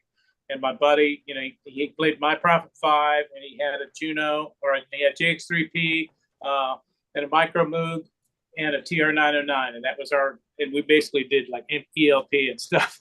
That's awesome. And all kinds of stuff. Yeah, my first introduction to a drum machine was a TR-909. I was playing I was in a band playing dual drummers, and one of the other drummer that I played with, he brought a 909 into the mix, and the rest of the band was like, "What the hell are you doing?" But we made it work. And then Phil Collins came out with In the Air Tonight. With the CR78, yeah. Yeah, and we were like, I love that. We were like, "Oh, damn," you know what I mean? The first, I couldn't afford a TR-909, so I ended up with a TR-505. I had a 505 because I oh, couldn't afford one either. Great little drum machine, man. Yeah. Sounded great, you know? I Yeah, put that through a compressor. It sounded amazing. It was a good budget, you know, step towards the 909. Yeah. Yeah. So we started out with an 808 because we were in a trio with another guy who had an 808. And then when he broke away, we needed a drum machine, so we got the 909. It was the keyboard player bought that, but we decided it sounded more like drums and it fit the music we were wanting to do better, you know. Then the 808's interesting. The 909 did because it had the samples. It sounded more like it sounded more like drums. That's why I have the TR8 and the TR8S. And I absolutely love those drum machines because I got the RD8 because I wanted something that sounded electronic. I mean, specifically wanted that, you know? Yeah. And that was the thing with me. I always wanted a 909. I always wanted an 808, but they were just way too expensive. Back then they were like at $1,500. You know what I mean? No, they were expensive. That's why I bought the 505. And now that the LM is coming out, I already pre-ordered mine, but do you like the Samurai LM, Greg? Samurai and I are going in on an adventure here together, so he's going to be getting one too. Yeah, I'm getting it. Screw it. Sounds fun. What do you think of this Icon drum thing? The G-Force. The G-Force? That's on sale. I like G-Force stuff. It's the sounds, but it just doesn't have any sequencer in it. You know? Right, yeah. But I actually like, what I like about G-Force stuff is I had the G-Force Oscar synthesizer. Imposter. What a great sounding synth that was, man. I love that synth. And then I lost the license to it because I had a hard drive failure. And that's one thing Samurai both agreed on the other day. We're like, you know what's great about hardware? Yeah. You know, you don't need a license. You don't need a license. Well, here's what happened to my Imposter. It hooked up all of its presets, and when I load the thing up, it's all knobs. Yeah. It doesn't know where its presets are. It's like, right. I don't have time for that. Listen, man. I call up a different VST when that happens. Mapping stuff. Yeah, exactly. So annoying, man. I tried one VST ever, two actually. One was Venus Theory's Noctua. Oh, come on, bro. Which was awesome. Come on, dude. It was friggin' awesome. And I saw the video on him making that. Dude, go check my video out. I score a whole movie with it. I turn the movie on mute and then I just score it and I voice over it with Venus Theory's Noctua. I mean, it was cool, but I mean, that's not the first thing you dive into. Like you know? Yeah, I thought it was crazy. And then download one. Listen, you could download a mini Moog, a mini boob VST. Who is it? Cherry Audio has one. Moog has one. Yeah, I have a ton of Cherry Audio stuff, and I have the entire V Collection X from Arturia. Which me too. Yeah, has it doesn't have the Elka. It's one or two that it doesn't have, but it's got a pretty good selection. But I like the Cherry Audio ones because they're a little bit less taxing on the CPU. Yeah, I really like Cherry Audio stuff. I do. I have a lot of their stuff. I don't have all of it, but I have a lot. They sent me to try out. They sent me the what was it? The CR8. What was it? The one I did? Yeah, the CR78 or something. CR78. Yeah, and I did a demo on that. And I can feel it. They just sent it to me. I was just like, does it sound like the real thing? Yes. Yeah. And that's what blew my mind because I remember one of those. I was in a Baldwin store in Boston, Mass, and they actually had one. I was a kid. I was probably like 14, 15 years old. And I remember going up to it and playing around with it because it was a drum machine. Like, you didn't really see stuff like that back then. You know what I mean? It was cool, and that's what I mean. Like as soon as I saw that and I did a video on it and I didn't even have it. I just said how cool it was. And Cherry Audio sent me one. That's pretty cool. They're like, here's the license. Tell us what you think about it. And I did a whole, Samurai, I did 3 or 4 videos of it. Pretty much. Yeah. It was awesome. It sounds great, man. I've used it. I've used it in some of my tracks. It actually sounds really good. It's very subtle, but can be very industrial at times too, which is pretty cool. So is it, I remember what they sound like, but the 808 was supposed to be that sound, but to me, I think the 808 sounds fatter. Does that sound right to you? Yeah, absolutely. Yeah. Yeah. Yeah. The 808's much boomier. Yeah, it's boomier, right? Yeah. Yeah. The low end and stuff is much better on the 808. But the cool thing about the I like I like the CR78 as like an auxiliary to your drums, you know? As yeah, an I use it. add-on I to- use it. I use it like as a layer, like underneath drums. Yeah. You know what I mean? Yeah, and if, Phil Collins used it that way. He'd let it Yeah. run and play over top of it, you know? It's cool, Yeah. man. Very cool. That's what I'm thinking about doing with the Drum Brute I got here, the Drum Brute 1984 Cream Dream Edition. that's what you baby. think you're Beauty, gonna do. Beauty. I'm That's gonna hook that up to the core drum. You gotta take some time away from all this video and in order to make a little bit of music, man. Oh, dude, I tell you what, man. I did a song the other night for an hour live jam. Were you there? Were you in the scene for that one? I don't think either. I think you it were was there, were you? pretty cool, man. No, I don't remember that. What was that? What are you talking about, man? I took you on a galactic space ride. Oh yeah. Yeah, you were No, there, yeah, weren't I'm you? just gonna say one thing about the impact for you. Yeah. You think you're gonna use it as a layer. I'm done. No, I'm you're gonna- quitting YouTube. I'm quitting YouTube and I'm going. You're gonna use it- Yeah. Okay. Get vaxxed and go full bore. All right. So anyway, Yeah, you're gonna fall into obscurity the minute you get off of YouTube. I'm getting out of here, man. I'm done. Soon No, as but I saw seriously- Echo do one of his live jams with the Hydra set one day too. Yes. what was that? I'm sorry, I didn't hear I you. said I saw you do one of your Hydra set jams. I don't remember what it was called. I was just Oh, flipping around and saw you there and stopped them. You did a great one. Yeah. Yeah. Stuff. so, saw me hacking. Do you do Yeah. do you do any do you live jam at all, Greg, or do you kind of always just in record mode like I tell you what, I pretty much record everything, and I'm doing a whole bunch of stuff that's going out there for royalty free for like Yeah. streamer stuff. I mean, I could send you some stuff. yeah, I, send it. Do you got your music up anywhere? Yeah. I'll throw it in the I got chat a for people to buttload of check stuff. out. Yeah. You can go on. It's called the LDC or Lounsberry Deep Cuts. You can go on YouTube, and the yeah. first 2 volumes are on YouTube. Okay. Third is to be released this week, and I've already recorded 4, and I'm about halfway through 5. Lounsberry basically deep we're- cuts, you said? Yeah, we're phasing out the releases on these. Very- So 3 is supposed to be released probably sometime next week. Sweet dude. All right, let me 4 check is it out finished. here. Lounsberry. LDC And- Volume 2.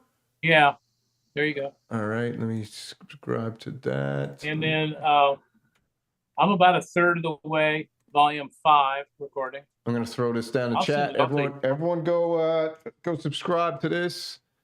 I mean, I can send it to you if you're looking for like stuff to play in the background for your show. I mean, that's what Dude, it's for. yeah, throw that over, man. I'll play that in the background for sure. You too, Echo. If you want any of your music played, man, throw it over because I'm doing shows. I just use Soundstripe. No, you'll get royalty-free. a copyright strike. Oh, you'll copyright strike me? Yeah, well, You both that's the gonna whole thing. copyright? You guys both gonna teenage engineering me? my son is a streamer. He started asking me for stuff that he Yeah. could play on a stream that he wouldn't get copyright struck. Yeah. So that's kind of how this all started. All right. Well, Yeah, listen. I got a funny story. I got copyright strike on my own music That happened to me one time. because of Yep. the publishing company, right? Yeah. Dude, So that's CD mental. Baby basically was holding. They were claimed to be the copyright owner, and I got copyright struck on something I wrote. Yeah, I was signed to a label called TMP Records, and I was going through his distribution company and a Because publishing they're company. the publisher. And That's they, I was like, "Are you freaking kidding me? This is my music." And I wrote it. Yeah. We're the publisher. And I tried getting, and they That's were like, crazy. "Yes, sorry, they're not going to allow you to do it." I go, "But it's Yeah. my freaking music." Yeah, that happened to me one time. Yeah. That's freaking crazy, man. It is. It pissed me off. I called up the So- the owner of the label, and I said, "Dude," I said, "what can you do?" And he was like, "Well, here's what I can do. I can release all of your music to you again, but then you're gonna have to re-release it on like DistroKid again." I'm like, "Man, I'm not doing that. That's like 4 albums worth of stuff." I'm like, I'm not gonna go through all of that. So I just let that go. I don't use that anymore. I'll write something new and just throw it up there. You know what I mean? So yeah, and what I do with my stuff is to just release it under Creative Commons. Yep. So that all you got is you require attribution. So anybody can use it. And if they're using it, they need to say who it is, who's it, you know, and that's Yep. all that, and they're not going to get copyright struck. Exactly. Nice. Yeah. man. I just thought it was bizarre. I was like, when I saw Well, I it, they're think, like, you know, you got to take this video down. And I'm like, what? Yeah. I got. So what we did is we put it up on Bandcamp. My son put it up on Bandcamp for like $4 a volume. So Cool. Sweet, dude. for a streamer who wants to, you know, he wants copyright free stuff. He pays $4, which is basically nothing, and he Mhm. gets, 45 minutes. So I like Bandcamp. I just threw it down in the chat as well for everyone to just jump over and check it out too. Greg, I don't know if you're into taking part in the Kumite, man. You got an invite to it. If you want to join it, it's up to you. It's late notice, but you're invited. I tell you, I'm going to lay out of this one because I'm a sponsor. Yeah, just yeah. Come back. Something's kind of not cool about that. But next time out, I'll throw in. I'm going to, because we're going to do we do the yearly big Kumite, which is this one, and then we do a bunch of like I don't mind sponsoring other ones, but if I submit music, it's going to be one I'm not a sponsor to, so nobody thinks there's any kind of shenanigans. Yeah, for sure, man. And like we'll do pop-up ones and stuff and invitational kind of things. But Sure. Yeah, man, you're a Synth Renegade for life, and you're definitely a Kumite member for life too now as well. You're a made man, brother. But let's finish the night up with one segment, and then we'll just close it up. Nam is coming up this weekend. Do you guys got any predictions or any synthesizers that you're hoping for, or pedals, or any type of musical gear in the chat too? You guys throw anything? NAMM's going on right now, bro. Yeah. All right. Did it start today? How come no one told me that? It starts tomorrow, but basically they're Yeah. setting up and people are going through, and they're milling around. All right. So is there anything you want to see? Anything you're predicting, or anything you're hoping for? Yeah. I know what I'm hoping for. I want to see a Korg Prologue Mark II. Okay. I think you're going to see it. You think they're going to do another prologue? That's what rumors were. Why did they shut that down? I heard. Yeah. I didn't tell me. I heard that basically there were some reliability issues. Is that true? They pulled it, and they did pull it. I think. So was it? Go on. That's a rumor, though. I don't know if any of that's true or not. So the liability issues with who? The original prologue. Yeah, the original designer of the prologue. No, I just heard that the prologue had some reliability issues, like tuning and things like that. I heard they're working on a new polyphonic, and if you notice, last year they came out with the Key Stage, I think it was, their polyphonic aftertouch MIDI keyboard. Do you remember that when that came out? I think you're going to see a lot more poly aftertouch, that's for sure. I think it's going to be standard issue. Why would they release the Kronos again, though? The Kronos, because all Korg does is go back and if you read the friggin' the specs on it, they were like, we didn't change a thing. We kept it looking exactly the same. All we did is just like upgrade the computer in it pretty much. No, let me tell you what they're doing. They're putting a Raspberry in everything now. Yeah. And their software guys are just toiling away on variations of their older circuits. Mm-hmm. And they're just hoping they got enough of a built-in bunch of Kronos people that'll be like, I think if the multi-poly knocks it out of the park, that's pretty much all they're going to do from now on. The multi-poly sounds amazing. It really does. You know what scares me off is I tend to not really want to get deep into software instruments. Mm-hmm. And if everything's near the surface, the way it is with a Hydrosynth and a Cobalt, then I'm in. But I just don't even buy Roland's anymore for that reason. Roland has always had like deep menu diving, and they got some of the worst manuals that I've ever read. And I write manuals, some of the worst ones I've ever read. And I believe I worked on a robotic system that was made by Toshiba, and the manuals for that, we had these big thick binders. There's 26 of them for this robotic system. There were 3 different robot models and 26 manuals, that thick each. And the way the Japanese write manuals is they don't, you go into most American written manuals and they will group everything by function, okay? They'll say, here's what this knob does, right?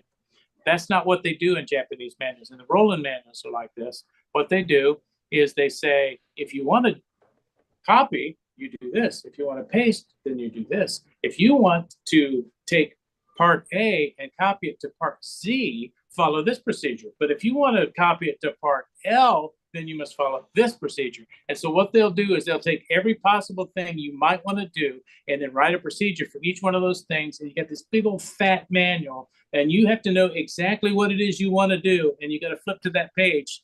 But if you don't know what it is you want to do, and you just want to learn how the synth works. Well, it's funny.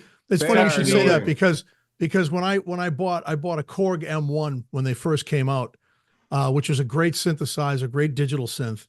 Right. And the funny thing is it was their answer to the D50. Pretty much, yeah. Yeah. And the funny thing about that synth manual was it sucked. It was horrible. Like exactly what you were saying, right? And so you went into a music store, like back then in the day, it was called EU Wurlitzer in Boston. And there was, I forget the name of the company, but they were blue covers and they were binders. They were all hand done by this guy. I don't know was it Craig Anderton manuals? I met Craig Anderton at NAMM. I think he used to be the editor of Electronic Musician magazine, but he used to also design kits for Pi Electronics. But I believe he also made manuals. Probably and did. I bought he writes a lot of books. Korg M1 manual from that series was unbelievable. I mastered that keyboard after I bought that manual. Yeah, because somebody had to write it in a digestible form. Yeah, because I sat there and I went, what? Like, and then the other thing, it would name different parts of the synth, and you look down at the global menu and go, but that's not what it's called on the menu. Right. And it's like almost like the Japanese, because they have different ways of interpreting things. What they interpret as one word to us is a completely different meaning. So it might have looked that way in Japanese, on a Japanese menu. Yeah, in the case of the Toshiba manuals, it was a literal translation from Japanese. So it says, please apply probe of meter to substrate at XY. And you say, what does that mean? And essentially what they're telling you is to go to the motherboard and put your meter probes on this test point. But since it's a literal translation from Japanese, it's like, oh man. But a lot of the Roland manuals read that way. And I hate to just be cracking on Roland because I like their stuff. But I just can't, my brain can't process their Well, see, I think that's why when Roland came out with the map manual, I don't know if you're familiar with those. It looks like a freaking old road map when you open it up. Oh, Korg is doing that with their, like, I got the SQ1. Like, the SQ1 manual. Yep, Jesus, I got the same one. Oh man, and the part you need is only this big. It's only that big, yeah. It's so small. I got to use my phone. But the cool thing is those manuals that Roland came out with for the boutiques actually are, like you're saying, they group things the proper way. Actually, the boutique manuals are the first Roland manuals I've ever seen that were any good. Yeah. I agree with because I have Samurai and I both have the Juno X, and I bought the Juno X because it's aesthetically pleasing to my eye, because that was the first analog synthesizer I ever bought, was a Juno 106. We're at the level now just buying synthesizers for looks, right? No, but the other thing is I get it. It's digital. It's not analog. Yeah. But I got to tell you, I mean, I know what I had 2 Juno 106s, man. I know what they sound like. And the patches that are on there sound just, I asked him, man, when I first played it, I went, oh. How is it from a menu diving point of view and also from the manual point of view? Is that the kind of thing that is it misery? Screen sucks. Screen sucks. The screen sucks, but the screens on the Korg suck. They need how much diving do you have to do in order to use it? Not much. Not much. The Juno, unless you want to. The Juno's pretty good. The Juno's pretty good. I think the Juno's pretty good. Unless you want to like really get deep into like the sequencing end of it and stuff, which I don't use. I use the arpeggiator. Let me tell you who's got a killer sequencer is the Moto Cobalt 8, Argon 8. Oh, really? The sequencer is really good. Super. Super easy to use. You can do it real time or step. Easy. That's what I like. And I sequenced something, and then once the sequencer's running, you can still solo over top of it, but you can also use the arpeggiator over top of the sequence. That's very cool. So when I got a sequence going, I could sequence in a bass line and then put in the arpeggiator. Yeah, That's you can, pretty nice. That's awesome. you can do that. You can do that on the Juno X. That's one of the features on the Juno X is cool. But you One don't of have the to invoke anything to do that. All you do is play a sequence and hit arpeggiate and go. Oh, Yeah. You don't have to do any Okay. kind of menu stuff. You just do it. How many It's voices? just- All right, that's how pretty many- cool. How many Yeah. voices on the Cobalt? I think Sweet. it's 8 voices. It's 3 oscillators, but since it's a wave synth, the way they arrange the oscillators is similar to the Hydra synth in that an oscillator is called an oscillator group. Yeah. And so you can have the net product of 6 oscillators Okay. as an oscillator group. So you could actually have the sound of 18 oscillators on a single key. Really? Oh, wow. I'm just pulling. Wow. You guys can't see, but I'm just pulling it up here on Sweetwater, the Yeah. module. One of the things I liked about Module the looks awesome. about the Juno X is the AI arpeggiator. So basically what it does is that it'll follow what you play. 8 oscillators per voice. Yeah, up to 64 simultaneous Yeah. oscillators. Okay, crazy. That's pretty sick, actually. Yeah. I mean, Ooh. the Cobalt can actually just throw so much sound at you. Sometimes you have to thin it out a little bit. You know? Yeah. He'll throw a lot at you. $699 for It's pretty desktop. cool. But the Juno X sounds cool. I mean, I just don't have the money for something like that, you know. But sounds cool. Well, I got mine for $794 Nice. because I'd pay I a price like that. Yeah. I sold some stuff. So Yeah. you know, I Sold was your like, soul to there's no way Roland. I'm gonna. I told him though, like I said, I only buy I won't buy anything over $2,000. How does the Jupiter X strike you? It's amazing. It's just a lot. It's a lot more complicated to I looked use. at the Jupiter XM and I watched Dr. Mix do his demo of it, and to me, it sounded a little thin, and I think that's because of the new sound generation with like a Zen core. Mhm. Yeah, I mean the Juno But also, X. it just looks like there's a lot to trying to operate the thing. So Yeah, that that's- menu dive stuff, and it kind of scared me away. You know. And that's why I blew it off. And I ended up, like I said, Uncle Jerry bought one too. He bought a Juno X too because his first synthesizer with Juno I think that's was, probably the sweet spot in the X series. I think so. The Yeah. Juno. yeah, because it's fun to use and it sounds freaking, dude. I'm telling you, there's the Juno strings, which I used to use all the time when I had my 2 Junos. And when I first played it, and I played it with headphones on, and I just sat there and I almost cried actually. So back 'Cause in our duo days, we used a JX3P before I bought my Prophet 5, JX, those were great, man. which is like a 2 oscillator Juno. Yep. Pretty nice synth. Yeah. Yeah, my But buddy so has that sound is very familiar to me. my buddy Jeremy has one of those. He still Yeah. has the original one. It's a great sound synth. Yeah. You know that but I little mean, JT Mini sounds. I can get Juno sounds out of that thing.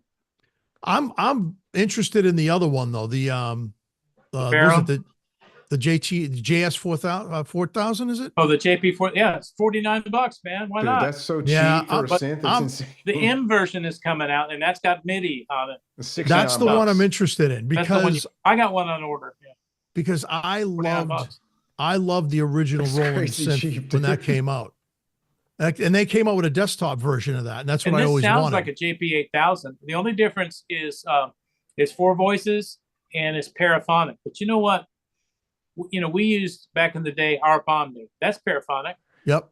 If you play a paraphonic, like you know you're playing a paraphonic rather than polyphonic, it's hard for the listener to tell. If you play That's it. right. I like paraphonic. My monopoly's a paraphonic, like and paraphonic. I like playing chords with The paraphonic. little Pro VS Mini, they upgraded it to 5 voices. That's paraphonic. That thing Mhm. sounds awesome. Yeah, and I've got the Matrix Brute. You know, that's paraphonic. The upgrade, it was duophonic, and then they did the upgrade, and now it's paraphonic. It's paraphonic, duophonic, and monophonic. Yeah, paraphonic and duophonic with 2 oscillators are kind of the same thing. It doesn't really become paraphonic. I think you get more than two oscillators. Have you Right? checked out the PWM? Yeah, there's three oscillators Yeah. on that one. Yeah, The PWM Mantis just did the firmware upgrade to 4 voices too. that's I know. paraphonic. Yeah. I don't really like that synth. That is a mono synth that can do paraphonic. I think it was a cool synth, but I think for a paraphonic and not a polyphonic synth, I think the price is a little high. It's too high. I agree. Yeah. That's I think what it should be a too. poly synth for that kind of money. Yeah, I mean, why didn't he just build? Why $799? he should have just come out with the Wasp again? Well, Yeah. they're you know what they I did? love the Wasp. They did the analog, they did the hybrid, and now they're doing they're going to do a digital, and they just Dude, they just bought. I told you. Cat too. I forgot to tell you. What's that? I liked it. Uh-oh. That's duophonic. The Which- cat. Oh, the cat. Yeah. I It's have the Behringer cat. I wanted I to have- buy an octave cat back in the day, and I couldn't Me too. afford it. And when Behringer came out with it, I said, man, I've always wanted one of those. And then I've got one on eBay for like 170 or something, so I couldn't pass it up. You like Yeah, it? I bought it. I love it. Yeah. Because Yeah. I was the same as you. I saw it. Guess where I saw that synth? I was at a little tiny mom and pop store, and they had this thing on display, and the cat was cool looking, right? And the Behringer one looks just like it, but you know, this would have the keys and stuff because that was their answer to a Moog, basically. Yeah, but the fact is the ARP sued them because That's right. Because of its similarity to the Odyssey. It was actually, if anything, it's an Odyssey. I don't know. I thought it was better than the Odyssey, personally. But you know, So I was looking at the Behringer Odyssey. I said, "Man, I already have a cat. I just don't think I need an Odyssey because it's kind of the same thing." You know? You got a Behringer Yeah, and- Wasp too? Yeah. Yeah, the Wasp. I love cool. Yeah, I like the Wasp Yeah. too. Yeah, I man. got two of them. Yeah, it's got two. Easy to use. It's got a great sound. Yeah, it's cool. It's you can Super make it, simple, and you can always sounds good. You know. Yeah. Yeah, it's I funny. saw demos, and they would crank those filters up to where they were just sounded like lasers and like nasally. And I said, "This thing sounds terrible." And all the demos I saw, the thing sounded terrible. Yep. Dude, I bet you And the then- Wasp through the organ grinder. And then I would be saw one nuts. demo. Oh, I was Scott Ampleford, the composer guy. I saw his demo. I said, "Wait a minute, this guy's been getting good sounds out of this thing." So I got one. I got it once again used, Mhm. and I love it. And it's only nasally if that's the kind of crap sounds you're trying to Right. make. Mhm. You know. Well, I played one of the originals back in the 90s. I was at the Synth Museum, and it had the metal touch plate keyboard on it. And I always wanted Like a one. micro freak, but Yeah. worse. but worse. Oh, it was Yeah. bad. And I always wanted one, and I got a chance the guy hooked it up, and I got a chance to play it, and I fell in love with it because you could get the dirtiest, nastiest sounds out of this thing. And I said, that's it. I want one. And I searched everywhere for it, and the prices were stupid. Like one guy was charging $4,000 for it. Yeah, what plus was it, shipping. like $400 synth It was or like, something. yeah, it was a $400 It's $300 or synth. $400 in the day. So no. Yeah. That's crazy town. So then when I saw Behringer coming out with it, I'm like, I'm buying that. And I waited and waited and waited. And Samurai, of course, he got one. I And I love Yeah, was the but like- he has to hook his up. Yeah, mine's like, I'm looking at it right up there. You know, bro, you know why I don't get hooked up? Because I need a bigger mixer. I got a 10 channel mixer right now. And I've got 1, 2, 3, 4. Let me tell you what to do. Four Let me tell you stereo. what I to got a do. stand. I got a Take stand the for you, output bro. of your monopoly, Yeah. run it through a 10K resistor, Yeah. right? Take the output of your Wasp, run it through a 10K resistor, Yeah. twist the other two ends of those resistors together and run it on into your mixer, and then you can control it with the volume knobs of the two synthesizers. That's called a passive mixer. Boom, done. Damn, dude. I'll make you one. Yeah. But There it is. Cost $1. That's what I need. I need to just build a bunch of passive mixers. Yeah. Because I need all these things plugged in. And I got the Wasp, the Model D, the Neutron, the RD6, I got a Model D. Yeah, the Minilog XD Got a Neutron. are not plugged in right now. Now you're gonna buy a Proton, being a Neutron owner. You're gonna buy a Dude, Proton. I want the Proton so bad. You know what? I've looked Yeah, at it, and I thought about that. You know what the Proton? You know what differs? The main thing I could see: What? wave folding. Wave folding Right? seems like that's what it is. Do Yeah. you need wave folding? Think about it. I don't But isn't really your friggin' Neutron need it. broken? Okay, if you have a wave I don't synth, know.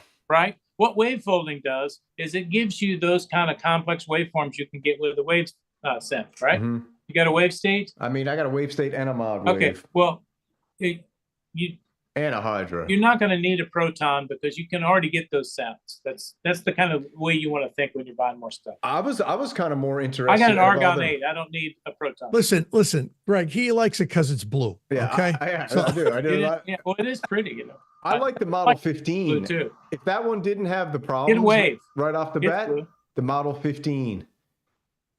I looked Yep. at the Model 15 and thought about it. I kind of like it. Mm-hmm.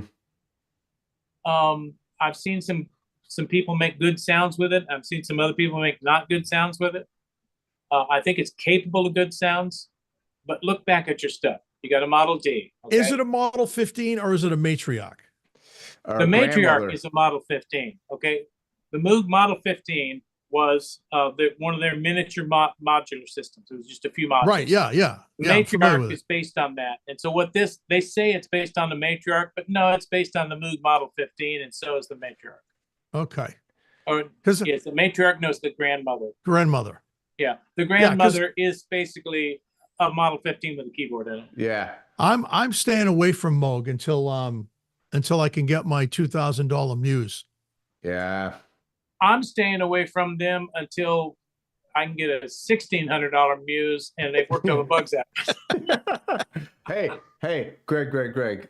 You know, this is the question. This is the last question of the night. Yeah. Are you on Team Cream Dream or not, dude? Oh, Jesus Christ. Versus Muse. Yeah. Come on, baby. Okay. Don't Growing disappoint up me. in the 60s and 70s and being a mini Moog and Prophet 5 guy, okay, the Muse sounds amazing, okay? Yeah. Done. The Cream Dream Yeah. gives you some capabilities that are great, Yeah. but it does sound a little thinner. Ah, Thank you. God Thank damn you. it. God damn. All right, Team Moog. I like Muse. them both. I'm always friggin' outnumbered on this. Yeah, damn show. I like them both. I want everything, but I my agree. comfort level would Yeah. be higher with the Arturi from a reliability. All point of view. right. Yeah. Okay. So you're half Team Cream Dream. Well, I mean, it's a bunch of people that were in the chat that had bought Muses, latest versions of the Muse, the third generation of them, and they said they pretty much worked everything out of them. Yeah. But I'm like the same. I'm the same way, dude. I'm not spending $3,500 on a synth. That's just outrageous to me. Me neither. You know. But what I about? think who- Arturia's got it dialed in with their reliability. Yeah, Their I agree. technology is great. Their engineering is top notch. quality, Super like the reliable and synth killer sound, company. the synths are quality feeling too. Like they're Yeah, like Yeah. the Mini Freak is a beast. killer synthesizer, man. I hope they It really come out is. with the Mega Freak. I hope they do the full. You know, size I haven't Freak. bought a Mini Freak is because I have a Micro Freak Mhm. and I like what it can do. And I'm thinking, if I had a polyphonic version of this, would it rock my world? Would it change my world? I think Yes. you'd like the Mini Freak, bro. I really do. And I don't know if it'd change my world. Ooh, change your world. That's a big one. But Listen, If I did what you did. I bought the VST first, right? Well, that I came play- with the V collection, so I just kind of got it. I didn't even Well, pay for I bought it separate. it's got Yeah. a nice interface. The Mini Freak's got a And beautiful. I played with it and I said, this is nice as a VST. Mhm. Then this guy, But as you got to have the usual- hardware for the Mini Freak because it's not the same. correct. Yeah. I agree. He with that. he bought one and I saw the demo and no, you got one sent to you, huh? Yeah. Shh, Synth, But anyway. synth espionage. fucking shill. But anyway, Shillbilly. shill Billy. Hey, dude, that's But- what I saw behind the curtain. Yeah, right. Yeah. But then when he got, I said, screw it, I'll just buy one, right? And I bought it, and for weeks I couldn't stop playing with it. I said, this synthesizer for the money, it's $599, is amazing. You know, I paid less than that for my Hydra Synth, though. $499. I know. yeah. And the Hydra Synth Explorer, you know, like Mini Freak, are you crossing over too much territory there? The cool thing is the analog filters on the Mini Freak sound really, really good. It's got a SIM filter, and I love those. It sounds good, man. It's got an overhang filter in it. That's why. Yeah. I think you should sell the Micro Freak and get a used Mini Freak. If I wouldn't sell the Micro Freak. could. Wait a minute, wait, Greg. I This would is a sell guy you my who Micro says, Freak to but buy this a is Mini a- Freak. Sure. this is I a would- guy that says sell things. He doesn't sell shit, okay? Yeah, I'm anti-cell, but I don't need both, but if I was gonna get a mini freak, passing Like, along the trade micro up, freak. trade up. Now, Greg, sorry, that wasn't the last question. The last question is, are you on team Steam Dream, dude? Do you like the steam pipe? You don't want to hear my answer. I've Oh heard. yeah, no. I heard I'm some taking my demos. glasses off for this one. Yes, I want to hear your answer. I heard some demos, and I don't crave those sounds. Oh, you don't crave the pipe flute, the shakuhachi kind of thing, like the Roland T50 sounds. What was it? What was it? What's the tribe? You don't want to sit around listen, he doesn't want to be tribal needs, bro. Okay. Yeah, you don't want to sit around burning some incense and sage and. Hey, I met a guy once that he says he plays bamboo flute and stuff, and I said, "Oh, cool, let's jam sometime." He says, "No." We were living on the beach, and he says, "No, I prefer to sit naked in the surf at sunrise and play my Chinese flute." And I said, "I'm tapping out, buddy." Yeah, bro. We're out of here. See you later, dude. All set. Yeah, Greg, you got one of these? I like your death whistle, man. Yeah, man, pick one up. We're trying to get everybody to get a death whistle, and then we're gonna get it made into a chain, right? So stick it on the bottom of the chain. Then whenever you're in public, just blow it, and if you hear one blow, you know Synth Renegade's in sight. I say thumbs up for death whistle, thumbs down for death rattle. Echo, you got one there? What do you got? Echo got the Chinese version. I got the original. No, I don't, dude. Echo bought his on Temu. Such a dick. Yeah. No, actually, mine was made in Taiwan. No, mine was made in Mexico. Oh yeah? Came in a nice little bag. All right. It was smuggled across in a backpack. Yeah, right. It's gonna get deported tomorrow. So this is mine. Oh yeah, okay. Let me put mine up. Let's do a little comparison. All right, where was yours made, Samurai? Mine was made in Mexico, and it was handmade. I didn't really want to look at his business. Tip it back. Yeah. No, let me. Yeah, I just got a black hole. Yeah, I got a gold-plated, hand-carved. Is that metal? Death whistle. Yeah, dude, it's gold-plated with a skull on the inside. Legit. There you go. All right. My wife is probably gonna kill me. Yeah. All right, so we'll wrap it up now because I got to hit the sack, man. Greg, I really appreciate you coming on, dude. Hey guys, it was great. Anytime you got anything new you're doing or anything that you're thinking about, or like I said, if you just want to, all you got to do is you got my phone number too. I think I sent my phone number. Just send me a text, man. We can come on here. We can do a brainstorm of any ideas you're thinking about doing, so you can get some feedback from everybody. And me and Echo do this show every Wednesday. Other Wednesday. Yeah, every other Wednesday. So if you ever want to when I start prototyping, I'll let you know. Yeah, man. And if you ever want to pop on just to have a chat about synths and stuff too, man, always welcome, because you're a great guy and yeah, and you know your shit, which is nice. Yeah, it's real pleasure. Yeah, I've been kind of involved in this since the 70s, you know.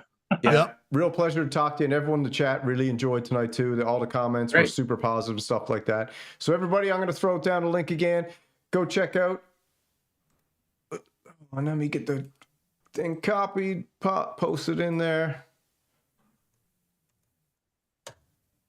Lounsberry Pedals, check it out. Awesome. And like I said, they're sponsoring the Kumite, and we're super thankful for that. And you're an honorary member now forever, bro. You're a Kumite legend. Anytime you want to compete in the greatest musical competition on earth, you are always welcome, dude. And I'll throw something at you. That sounds fun. Yeah, and listen, I'm just gonna tell you this real quick. So my birthday is the 26th, right? So I always buy myself a birthday present because my wife's never gonna buy me what I want. She doesn't know what you want. Yeah. Oh, she does. She's like, no, you buy it. She says, I'm not buying a Muse. Yeah, exactly. I'm not getting a Muse. Dude, buy a Muse for yourself. Seriously. No, I'm gonna buy the organ grinder. All right. All right, nice. Baby. Nice. Yeah, man. Nice. Well, listen, I'm gonna give you a discount code, and everybody listening, don't plug your ears. You can all use it. Greg 20 $20 off. There you go, that's baby. Awesome, so man. Anybody wants pedal, you just heard it. Greg 20, baby. Coupon code for anyone who took part in the show tonight and hung out. Anything else you want to say before you go, Greg? Or are you cool? No, man, I've enjoyed it. Hi to everybody. All right, man. All right. Visit me online. Yeah. All right, Pure Synth Renegade. I'm just going to throw the thumbnail up. Everyone in the chat, thanks for joining us. Who do we got? Resoundbot is on. Digital Doom, Conductive, Uncle Jerry's World Harmonic Sonics, Air, Aaron Perry's, Viral Beats, Trusto, the Soar Family, Hans Volt, as usual, SP, Syntherswim, and Conductive and Digital Doom. You're all here. Thanks for joining us, man. Go check out Lounsberry Pedals. All right, I'm going to post this up. See you later. Here's the music, and then Peace. we'll check the back room in a second here.